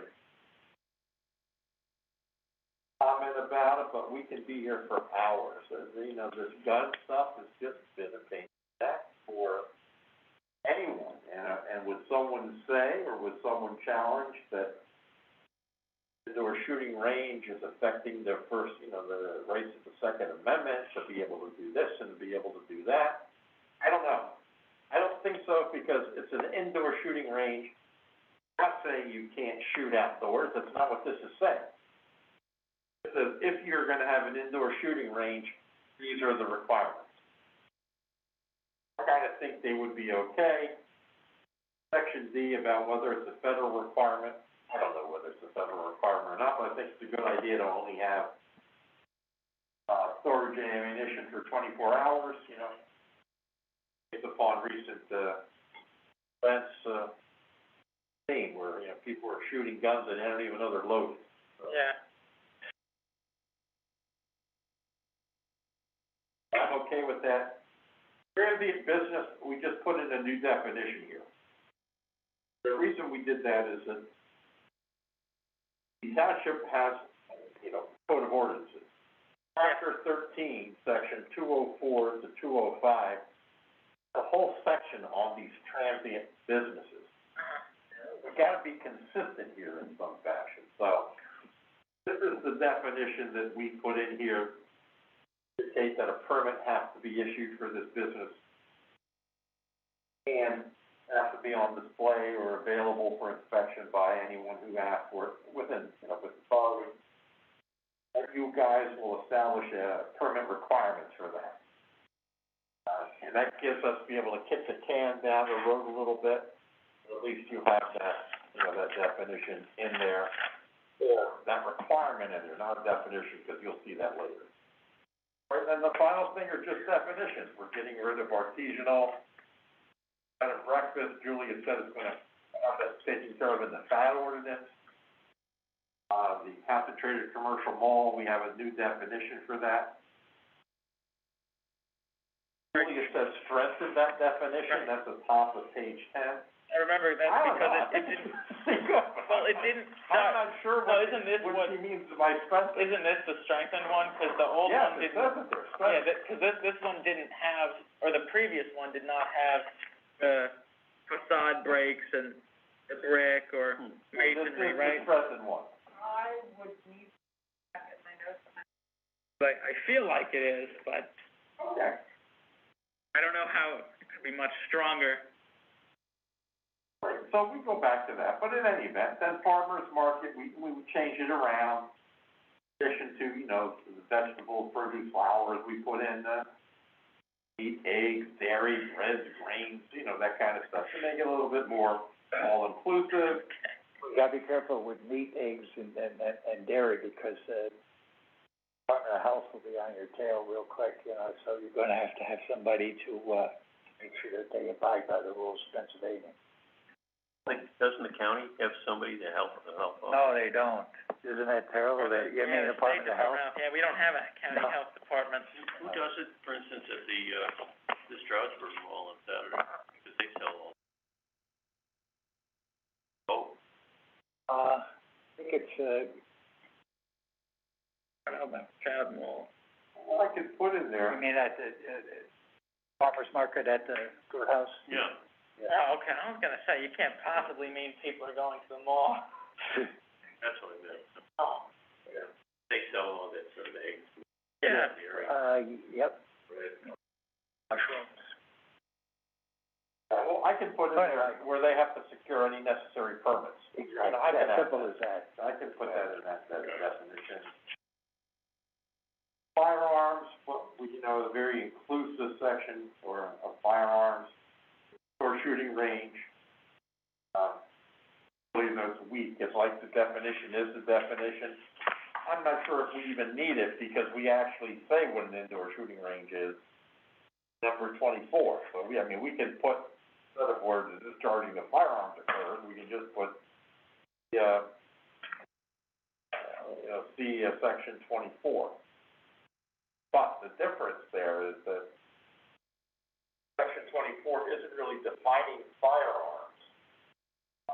This definition includes the definition of firearms. It may seem to be a bit weak, but it's basically saying that's where you're discharging firearms.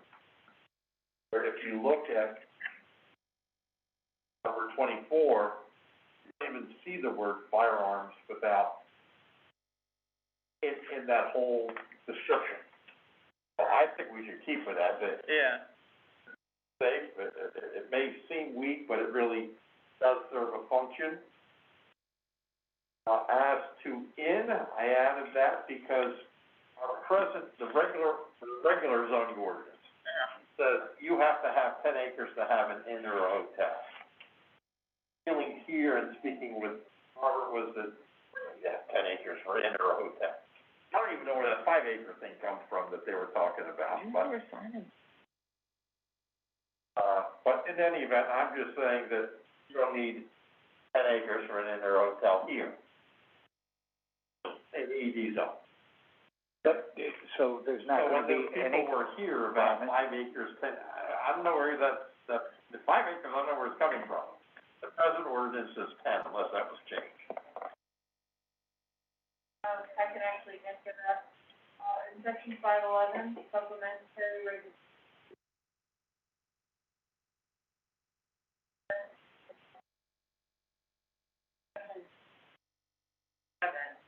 Minimum lot area shall be 5 acres.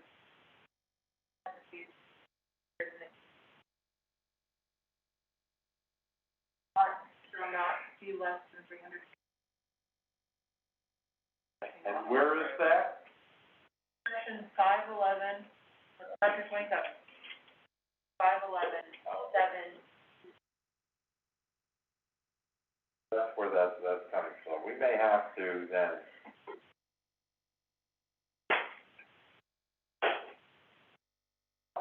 redo something different. What do you wanna do with that, Robert, if that thing, 10 acres, 5 acres, 300 foot, or whatever, do we just bypass it for right now?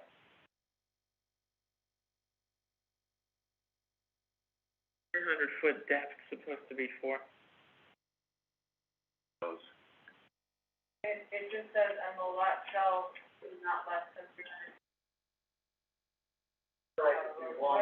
That's the entire lot, including the building, the structure itself. I think I don't know if it's dated, Julie.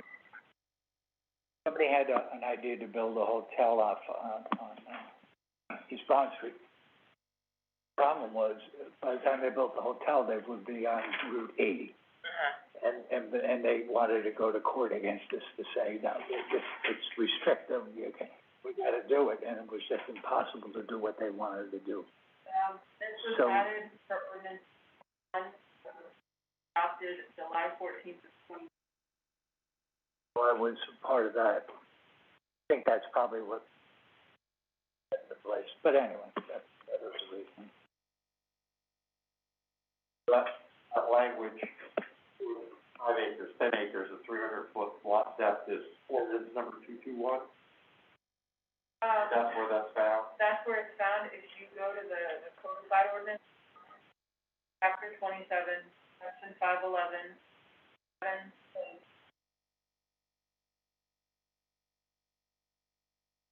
Let's say that the reference doesn't apply to the ED zone. I'll do that, let me read it, and then that'll just make that change. Yeah, if someone wants to have an inn, hotel, let's say on 4 acres. About 2 acres. Is that a problem? I mean, Yes. like, Well, if I'm thinking of it like, if it's a 4-room hotel, well, that's the key. it might work, and they'd have enough parking, I'm sure, on a 1/4 acre, yeah. But you're not gonna get many people with a 4-room hotel, right? And ergo, you wanna build it. It's funny, How do you want me to address this section? I think 10 is probably the next 2 seconds, but. After you look at Let me look at that section, or that ordinance 221 again, or whatever. Cause I can understand you don't want the parcel to be, It's so odd small place. that there's all kinds of activity on this. Right, cause you certainly, in a, I don't know which zone, I guess, well, actually, we all know for other reasons, what the acreage requirement for an inn is in an R1 zone, but, obviously, we don't want, 1 acre there, dealing with that. I think that in the ED zone, it should perhaps be different, but, I don't know what number to pick. Well, It's always, what you're afraid of, I guess, is something that's too small. No, for me, I'm saying, I don't know what number is right, what the average size of a hotel parcel is, but I'm saying, I don't think a minimum is out of the question. I also just don't think that, But the size of the parcel is gonna be dictated by the need of the building, in other words, how much parking, how much setback. Right. I don't know. It seems like the only thing we might wanna guard against is a 3-room hotel. Oh, But yeah. if somebody's building a bigger one, I think the acreage is gonna take care of itself because of the requirements. I don't think so. No? No, not the way, there is no requirement right now. But why don't we wait until you guys take a walk with KP, take a look at that. It's 4.1 acres minus the footprint of the building itself and the parking for that. So you're keeping in mind of what that is, and you'll have a good idea, maybe. Well, it's funny, 'cause I think with their circumstance, I think my trouble isn't necessarily the parcel size so much as it's that specific parcel. I have no personal, feeling toward, what the use of that parcel should be. I think there's a lot of options already, maybe not even necessarily a hotel, and I don't know if standing in the parking lot's gonna make me have an epiphany, but I think that, But you, maybe just, I'm just saying that you're gonna just I think with the visualize. slopes on that parcel, make it tough, you know. Well, I don't wanna get too specific back into that issue, Yeah. but I let me ask definitely you, think. Brian, maybe you know the answer to this. Days Inn and what's the one next to it, the, Favors. yeah, how big are those parcels? Now, Days Inn was, probably, oh God, I should know this, but I'm not gonna even guess. 4 acres, maybe? Possibly, but then there was a, situation where Days Inn, behind the Days Inn was another hotel. Where the Staybridge That was, is? yeah, and they demolished that, thank goodness, that's why we really worked I with remember Staybridge. that, yeah. Because it was just filled with asbestos, it was terrible, it was run down, but it had a swimming pool too. And people who owned it, were able to come and use the swimming pool, even though the motel unit was closed. But having said that, somehow, that, a little bit of a push and shove, if you will, moving things around so the Staybridge could get in there with what they had and what they wanted. How big is their parking, which it seems pretty small. It's small. It's like a little too small for it, but. Well, when you look at it, and then as soon as you run into the fence, that supposedly now, that separates the Days Inn, it was. But on the other hand, if you do a minimum, let's just take, Gateway. He wants to build a hotel there, and Tarzan, Yeah. what is it?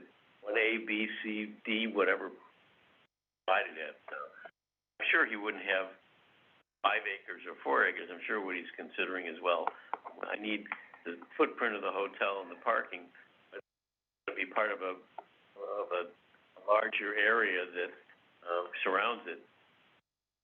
If we said, you need a minimum of, let's say, 4 or 5 acres, he wouldn't be able to build a hotel there.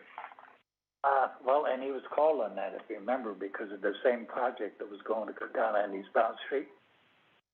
Back in, I can't build a gateway. So, we could look at that, and I think, I don't know if it's gonna be, the communal kind of thing is, you said, of other properties, the way you have it laid out. I haven't, to tell you the truth, I have no idea. There's no footprint for that particular structure. So, Height, based on what because I looked at it on GIS and I did it quickly, so I might not be 100% correct, but it looks like Staybridge is 2.42 acres and Days Inn is 5.2. makes sense. And the 2 point, with Staybridge, they really had a fight with that, and they were back together, because two separate entities, two separate owners, of course. Right. I wonder if we could just do this by setbacks, yards, how big the place is. And, and parking is, how do you define what's needed? Impervious zone, pervious and Impervious, impervious. steep slopes, so. Yeah. Oh, yeah. Seems like, A lot of ordinances, and I don't know that I forget how our ordinance is set up. And you probably don't wanna just cherry pick regulations for a hotel, but a lot of ordinances across the board relate their commercial and industrial development by a maximum impervious cover and a maximum building coverage. The building coverage might be maximized at, say, 20%. Impervious surface might be maximized at either 60 or 80%. And then if you've got a lot that you can put on what you wanna put on and meet those coverages, and you have to meet the setbacks as well, fine. that makes more sense to me than putting an acreage limit on it, because it really does expand or contract depending on what the size of the building is. In the whole zone, isn't the maximum impervious surface coverage 65%? It is. And then you have the building coverage Now is basically 35% for all the developments there. Right there, that in my mind and in my experience, that pretty much for you. Not just as it applies to hotels and. But everything, any structure. Yeah. You look at page 6. 65 foot. All right, let's move on. Bypass that, so we can keep going. All right, so then, coming down to manufacturing light at the very bottom, I added a material recovery facilities or recycling. Not there. What page, I'm sorry? Bottom of page 10. It's about right there, Brian. Material recovery section. I just added that. It was missing from the light manufacturing and probably should be in there. And then you keep coming down, you see the small wireless facilities. That's for that 5G thing that's, shows the poles are not to be higher than 50 feet. Right. The transient retail, again, I'll leave that point at the beginning about chapter 13 because it just becomes confusing, and then I start with what the businesses are. Now I have here at the bottom, you have that they can operate for more than 30 days, et cetera, et cetera. I got rid of that too. In the middle of the definitions, it says what facilities are not required unless determined by the township sewage enforcement officer. That might be a bit vague. Maybe you guys want to say you got to have at least 2 Job Johnnies, Porta Johns, or whatever available at the site or something, rather than saying that something determined by the sewage officer with no standards upon which the sewage officer can act. So, you want to put something fine. And then just going on, or just other definitions, and We could say just sort of little. additional toilet facilities are not required unless because I believe the ordinance itself. What do they have? Well, I believe the ordinance says that there should be toilet facilities in the principal retail or on the site, that are just regular indoor toilet facilities. We're talking about if there are none of those available. Let's say you put up a Christmas fair next to Alaska Pete's, bathrooms in Alaska Pete's, but those weren't available, or If you have a flower tent in the middle of nowhere, do you want a Job Johnny there or not? I don't think you need it. That's my opinion. I guess that's where you guys get the big money. I just write down what you tell me. Well, we're typically, where do we find, the other thing is, Frankie owns the lot, so if he had that going on, he would allow them to use his bathroom. Yeah. But how many signs have I seen lately? You have the customers only, including Frankie. Yeah. But remember, these have to be on private property with the consent of the owner of the property. Well, So, unless somebody's got a vacant lot, in which case, something like that, we could require them to have no other facilities. but if you get in porta potties, it's gonna be, is it gonna be handicap? Is it gonna be a dual porta potty? Is it gonna be common use? You're right. You wanna go buy a Christmas tree, Somewhere else. Go to the bathroom before you. or pee on the tree. All right, we're live. Yeah. Well, anyway, that's it.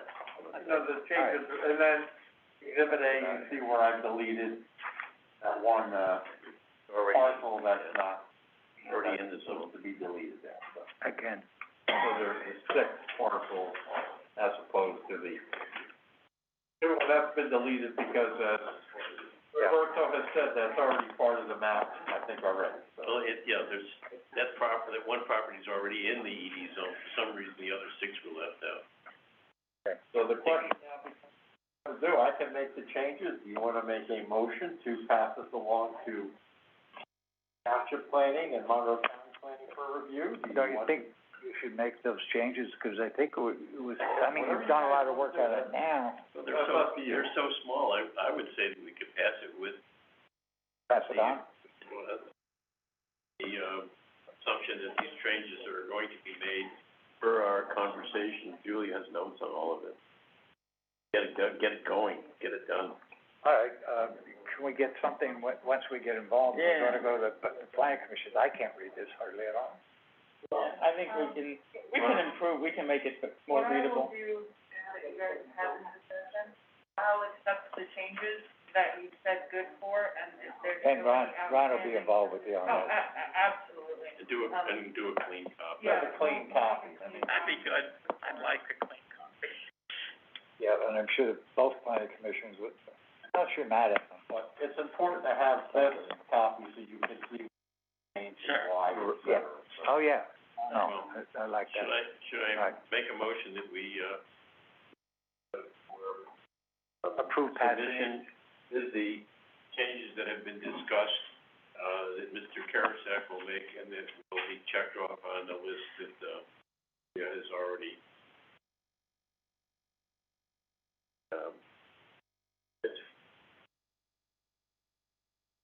Sounds and kind of like. a clean copy will be constructed. Well, maybe even a little bit high, bigger print. Yeah, to make this clean, it sounds like I'm hearing Mr. Levenheim make a motion to, have revisions made per the discussions in this meeting, and submit to the supervisors and the planning commission's clean copies with, a red line version as well. The reviews for the usual time period. Correct. Sounds good to me. Brilliant, is that, I will, copious motion? it's clear as mud, but I'll make it work, yeah. All right. Any questions, or is there a second? Was that a motion that was made? Yeah, I had to clarify his. All right, yeah, then I'll second the motion. All right, motion by Mr. Levenheim and second by Mr. Barrett. Any questions? All in favor? Aye. All right, now I will find my agenda. Our next item is, truck financing.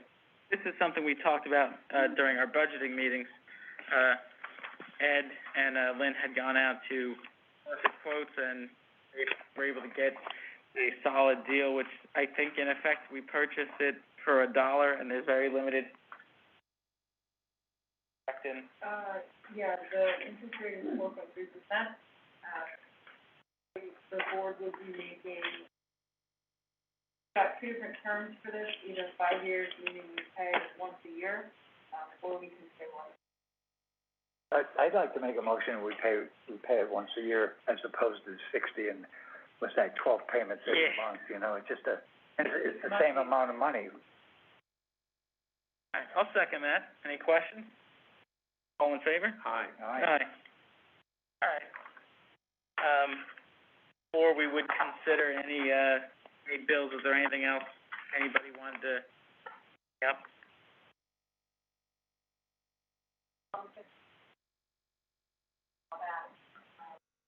Before we can, Yeah. I sent a letter a while back requesting meetings, setting up the tonight, I could talk to the way, You the can- letter basically was requesting is, PRD application. Right. Still haven't gotten any response or anything, that is allowed to have copies of that.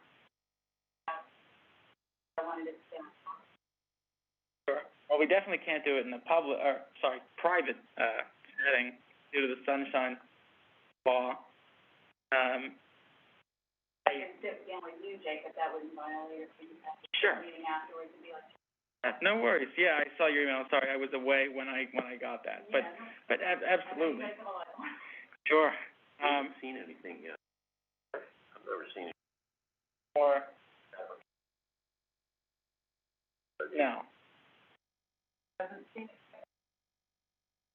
Okay. and, you need to tell me, schedule the hearing, because I'm told by Julia that the application was deemed complete on November 22, so we're already almost 30 days into the 60-day window, so. That was because of the escrow accounts were put in place as opposed to, Yeah. so is that legalese type If it way of can doing be until the 22nd, as far as I'm concerned, that's. It's complete and accepted. Completed that time. Now, again, it's good to have Hunter say, okay, I will give you an extension, sure, but, what day are we gonna use? If they're gonna be considered complete, they gotta pay the fee first. Well, and that's a good point, they bounced the check. We've since gotten a replacement one, Yeah, and we're ready to I That was on understand that. November 22nd, so. The replacement check came in on November 22nd? Actually, I think we Right. received it on the 18th from my email, Okay. but Okay, then it's even, It's so there, we're, now definitely 30 days. 18th was,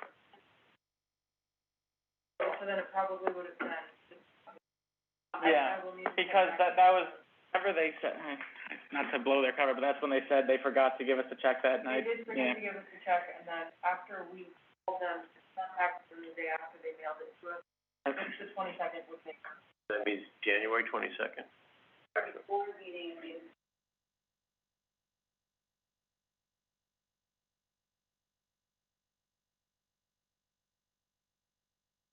Days were it? 22nd. 11th. days would be January 22nd, but yes, it was our guess, right, and once you're gonna get.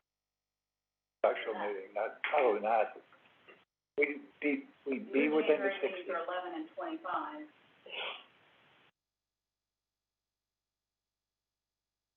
So, I guess my question is, you know, we obviously have to do this now.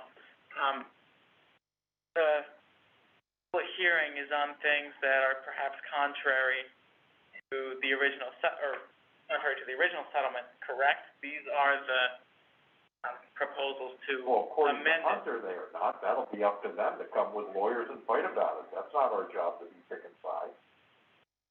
I think it is your right to read the contract and. We hold a hearing, that's what we do. all right, Is the township party to the settlement? Yeah. That could very well be, but I wasn't here when that occurred. I believe you still haven't read it. I have not, Yeah. 200 pages, it's gonna cost them a day, 37 pages. day of work, it's gonna cost them. 37 pages. The one I have, I got a that's synopsis, 41-page 37. document. The settlement is 37 pages. I have 141-page document, that's all I can tell you. That's what was given to me by Shawnee. That's a PRD Yeah, but that was- document rather than a settlement document. That's the settlement document. There's a, Right. the settlement itself is 37 pages. I'd be happy to Correct. send it to you just that, if that's easier. Yeah. I don't wanna get in an argument of what we're supposed to do, I know what we're supposed to do. We have to call the hearing, that's what I'm asking for, is that a hearing date be called to me now, in motion, so I can advertise. or do we request that, as you said, an extension? Well, you can do that, but if he says no, you have a problem, if you hold your hearing by 6. Yeah, we would, and then if he said no, I think there'd be at least one vote. Well, you could do that too. All right, how do you feel about it? I mean, clearly they're asking about things that aren't, you know, that don't meet the settlement. Right. Now, I also don't think that it's necessarily the township's, you know, job to pick, it's kind of to arbitrate, you know, what the residents. In my mind, it's not picking sides. The township entered into an agreement which has been approved by the court. So it's not picking sides, in my mind. Lawyer, but getting what you agreed. Well, I guess we should read the settlement too. I've never seen it, I'd be happy so. to send it to you. I have Well, it. did you not send it to all of us? 'Cause I thought that you had, 'cause I read it, yeah, I sent it okay, to you. I've got it. all right. Yeah. So if And you Ron, would We like should to also, send it to we me, should all give be me- familiar with It's a 37 page. Yeah. 37 pages. It took me about an hour to read it here. Yeah, yeah, I think, you know, I guess what I meant to say is not necessarily picking sides, but it's like, obviously I was not a supervisor then. Yeah, And 15 years ago. certainly now we're, yeah, I wasn't certainly either. now we're pledged to, you know, But you were abide, kindergarten, I think. 'cause I think I was in Neither second one of grade. us was here at the time, so we No, don't know. no. But so That the, is why I came over the summer, months ago, in August, to make all of you aware Right. that you need to look at this. absolutely. So I guess what I'm saying is, we have the obligation to, uphold, generally speaking, the original position, but also, I view it as sort of the township's responsibility to listen to those that are right there, because this doesn't affect the whole township. It affects very specific areas, and, I sympathize that there should be, some changes, but not certainly, things that violate, the regional intent. And if SPS will not budge, then I'm not going to stick my neck out, for something else. Now, I think the fire company, I can't remember if they were pro or anti-bridge. I don't remember that one. They were pro. I saw a letter. The fire company, that was from John Moyer, right? I can't remember, but I saw a letter that said. But I think we have an obligation to, think very seriously about what the initial group said, and not necessarily just today. I think that there can certainly be changes. I mean, there probably looks rosier than it might actually be, but I think that there's, they wanna build less SFDs or something like that in FDs? SFD, single family dwelling. Single family. I remember they had the chart. Or changes. Sure. I have an index I made for myself that I sent to you, so it kind of Right. shows what happens on what pages, what pages, what about. And looking at the. Right. But the mechanism for change that's laid out in the settlement is that there would be a negotiation. Doesn't have to go to the court with all parties agreeing. Parties of SPS, the town developers, and also the four named litigants, so there's 7 parties altogether that have to agree, and it has to go to the court. Bridge the issue? So that would be part of the negotiation, we would sit down and talk. I had sent Ron my list of where I feel it's in violation, I can share that with you as well if you'd like. No, I'd like to see it. I mean, my thinking, I know we have an obligation to have the hearing, and I'm not gonna presume to do Ron's job, but I also think that, if that's the mechanism in the settlement, we're obviously bound in 2 spots, and we have to take some sort of action very quickly, either to prevent the hearing by requesting an extension, or, I don't wanna be as egregious as filing, a stay or something like that, but we need to figure out, best approach, based on the settlement. That the settlement is listed, that's not a left-hand Well, you have to comment. read it, yeah, know that, and you Can't ask be how left-hand to comment read it. to, let me finish. A left-hand comment to Martha, but if I read it and I say, they're wrong, I don't know what you guys do. So just keep that in mind. If they're wrong, meaning, That what she is saying is not a change that requires negotiation, court approval, and all that other stuff. It's pretty clear, and just so we're. oh, really? Also, I haven't read it yet, but I'm saying, if that's my opinion. You would say, but so also, I mean, it's not just my opinion, I'm not a lawyer, but I'm a reasonably intelligent person, I can read, so I read the settlement, I had a couple of questions, we sought legal counsel, because the developers are asking us to sign something that's wildly different from our settlement. They're unilaterally trying to wipe out our system. So we got advice on it, and they agreed, they read the settlement, which is 37 pages public face, and they say it's ironclad, and that, Okay, then why don't we have a letter from their lawyer saying that? you should have gotten one today. Okay, well then. Getting Telling back- me things I don't know about, so. Getting back to a hearing, it seems, if we read this, not much else we can ourselves, We haven't been approached by anyone to negotiate. We have not been approached, to discuss the matter. I think you still have to schedule the hearing, and if in fact the settlement overrides it, your hearing is, your application is denied because you have not complied with the settlement. But you Right. gotta schedule the hearing, you can't give that a fast shuffle. Yeah. Or it's gonna be we a just deemed have to approval. educate Or ourselves quickly. so that Ron, we or can even hear. negotiate beforehand, right? Whatever, you need to have a hearing set up.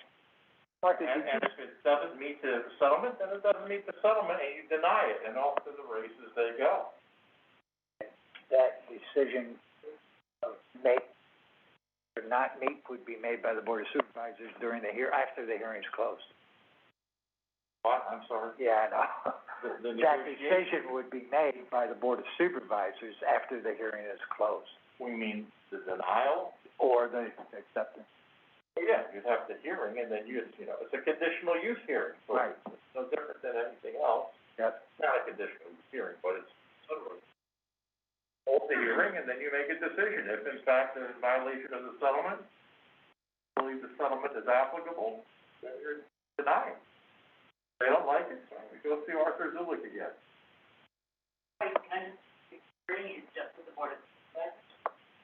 Right. Well, it's a public hearing. We have to have a testing notice and Right. people can show up and have a. Sworn in and all that. I'm fine with it on January 11th. But I think in the meantime, we absolutely have to cross our Ts. Read the 37 pages. Yeah, I did. There's definitely some issues. Well, we do have a review letter out, which went to the planning commission. So there is our letter. I did go back at Martha's request, and I reread the agreement.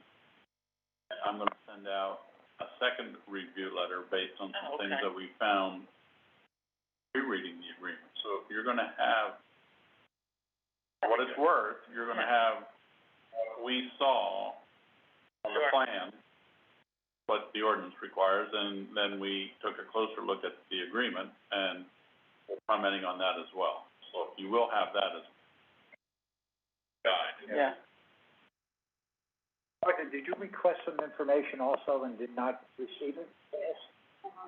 So part of the settlement says that we are allowed to have documents that are submitted, so the application from the developer to the township, I could stop by the office one day. The right to know, we were involved with that, I think, and then, so that was denied after they checked it on, but I sent a letter after that, which I think the one you're talking about, Jacob, that, just stating out the part of the settlement agreement that says that I'm entitled to those documents and that I would still like to have them, and I would like to set up a meeting with the. I didn't get feedback from that yet, so that's one of the things. Regarding the date, I agree 100% with Ron, you've got to establish a date. This was discussed at the planning commission, some of our comments were brought up. Pawnee said that they would discuss with me our comments, attempt to resolution. They have not reached out to me, so I don't know whether that means that they don't intend to discuss them, or whether they time to discuss them, I don't. What did you, I don't remember saying that. No, you didn't say that, they said that, on the phone. Ted and Tom. Yes, they said that they were gonna reach out to me because of some of our comments, to resolve them or to clarify, and to date, they have not reached out. When did that happen? November 18th. That was a month ago. Still, the fact remains, we have to have a hearing, and the 11th seems like the date. They put on the 11th, because that leaves us staying on the 13th. Yeah. For a week. I asked, do you want the list 13th to the of where 23rd, they I were would in say. violation? That would be helpful, yeah. I'd be happy to send it to I you. think it's a vacation in the middle of winter. I know. My wife's Have got you write it down for me? Yeah, I have the email, and I think it has the settlement and everything. You sent the. Yeah, here's the thing, it's like, you guys are all neighbors and friends, I've known some of you for years, some of you I've just met recently. I'm not trying to be adversarial, but we have, and that's why it's in a neighborly way over the summer to try and give everyone the heads up. Kind of this, so I regret that, but, By no means anything that you've done, yeah, I feel like I haven't done anything, but sometimes I'm being good if I have.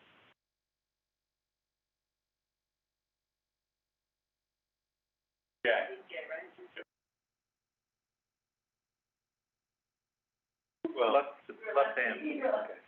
He's a lefty. what I have to do is make this our bedside reading. It's not terrible.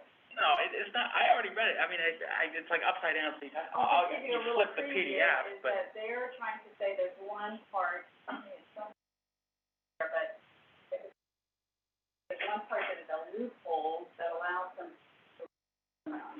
So that part is a little gray area, it's questionable, I don't think it leads from A to say, but it definitely makes it in question, but there's other parts that say there is no relevant, there's clause of severability, which means that if one part is found to be unenforceable, all the other parts are still enforceable. Sure, yeah. Right. So let's, Real simple standard. right, well, let's go with the hearing on the 11th, So I and need in to the send, I'm gonna meantime. make myself a note, I'm gonna send all of you the settlement, and I'll send you the index, and I'll send you this that I had sent to Ron.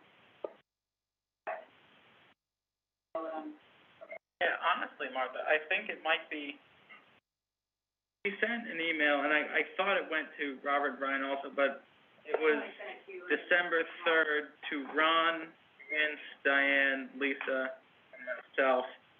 And attached to it, you have concerns with the proposed 2021 Shawnee PRD resettlements. You have the index and the settlement summary, which is 15 pages, and then you have another one that's 26 pages. Is, two PDFs, yeah, But that's the whole thing. feature of my. Yeah, so it's 37. pages. So if you could forward that to John, okay, Brian, I and will Robert. Send it to me. do that right now. Well, yeah, send it to me. And I've had it and I've read it several times. We'll schedule the public January 11th at 4 p.m. And we're not gonna consider a request? That's something to consider? Oh, no, I think we should consider a request, for a stay, or not a stay, sorry, a request for an extension. 4 or 7? That one would be at 4 o'clock. On January 11th? After Yeah. 30 days. Why not just more information that we're gonna, we got Martha's, we got the Just settlement. in case anything else were to happen. Like what? It's the holidays between now and then too, so Yeah, but that always like. Otherwise, you're just forestalling this one. Now all the information. I think just in case anything arises at the hearing, I'm not saying we're gonna be in a water gap scenario where we get to have 15, but I think that, you know, I could do one and request Make the request, yeah. and then we do get past the holiday, a lot of waste of time. I know, I don't know, but I think, I heard that you may have, engaged counsel. Yeah, we had to get a lawyer to look over what the developers were asking us to sign, and we had them also, you know, like I said, I can read the settlement, but I'm not a lawyer, I wanted them to make sure. All right. And Martha, my concern is that I'm not a lawyer, I'm far from a lawyer or an engineer in all of this, so we sit down here and we're gonna be, well presented, you'll have everything you know, and your attorney with you at this public hearing. Yeah. Because the three of us are, like Ike and Mike, and put another name in there, but. Yeah.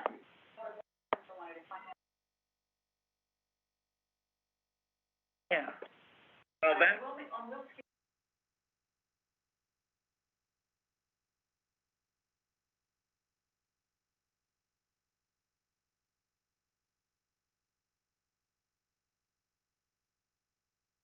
But what, sorry, I didn't.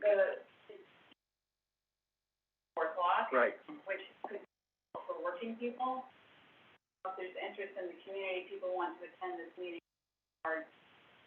But that could, Ron, I'm not gonna speak for you. That's your call. Yeah, If you we're gonna live stream advertise it. You can Yeah. live stream it, and then Right. you can, so to speak, be a live stream True. if you want to, that's your call. And we advertise it, correct? Work at that time. Do we advertise it as a, Yeah, I would advertise it as I would normally. and then we could say 5 o'clock or whatever.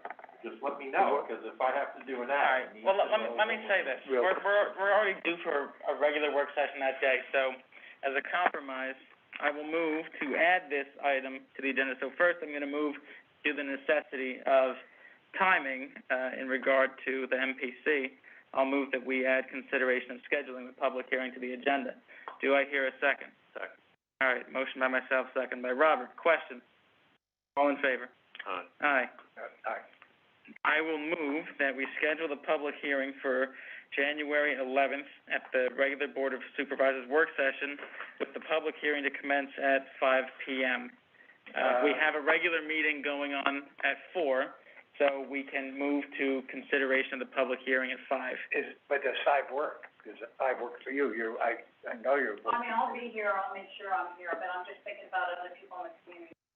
What do you, were you thinking more of the evening, the 7 o'clock, kind of? That's what I was thinking, you know, I'm only concerned about our neighbors Sure. or whoever, they have to work and then have to get here. Yeah. That's the issue, it's not us or the lawyers or public. right, exactly. Ron, Shawnee Valley Owners Association, a group that has standing in this, procedure. Shawnee Valley Owners Well, Association?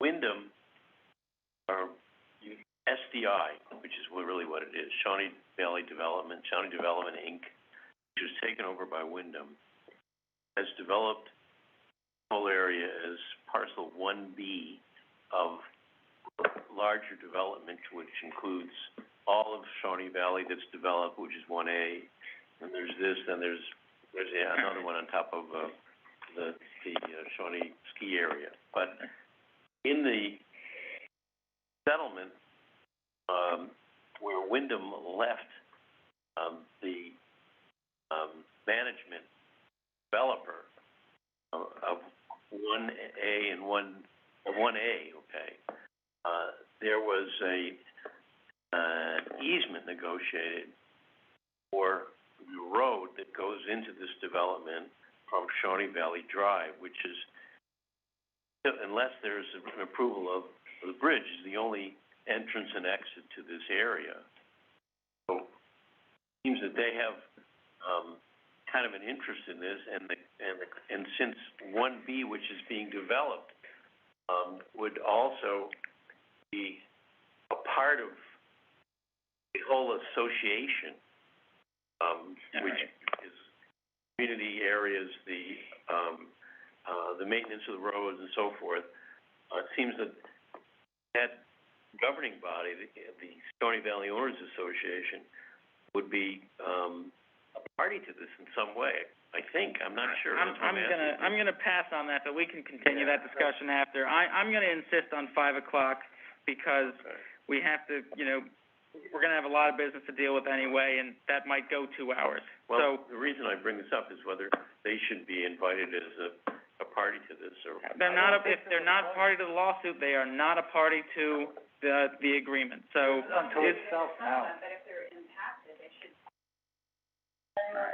Well, All right, that said, I'm gonna ask if there's a second on my motion.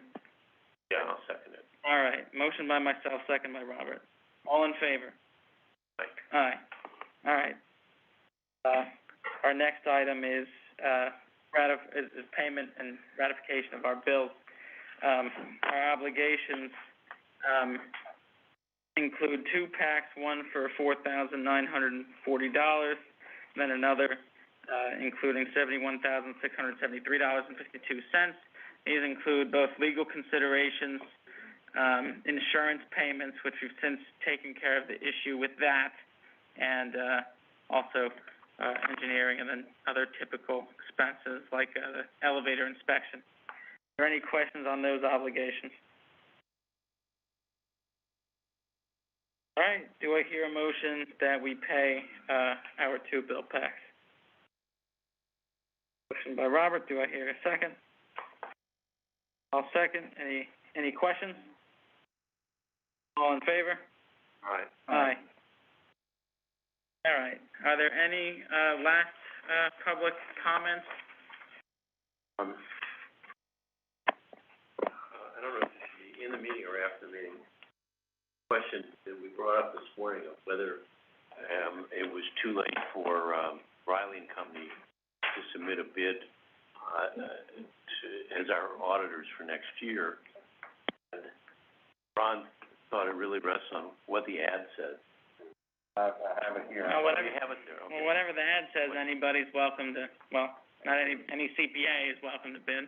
Well, The they missed the proposal will be deadline. accepted until December tenth. Oh.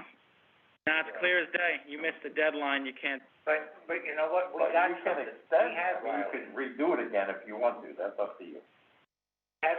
submit, and they, turned Not out this to- year. Not this year, but No, last year, Yeah, they were too high. double almost. They were like 13, I think, and the other one was, assume it was 11 or something. Whatever. But we, Anyway. so So my response would be no, based upon this, but if, you know, if, again, it's a professional service, if you wanna say, based upon the ads or what we received, request for proposals will be accepted until December 18 or whatever, that's up to you, you can do that. well, it seems like they've missed it, period, right? From It was what I see advertised. here, cause it says will be accepted until December 10th. Yeah, okay, That language is pretty hard. all right, done. all right, do I hear a motion that we adjourn? I'll make the motion. Motion by I'll Mr. Lo- second that motion. All right, motion by Mr. Lovett, second by Mr. Barrett. Any questions? All in favor? Aye. Aye. We are adjourned at 6:31 PM. Thank you all. Thank you.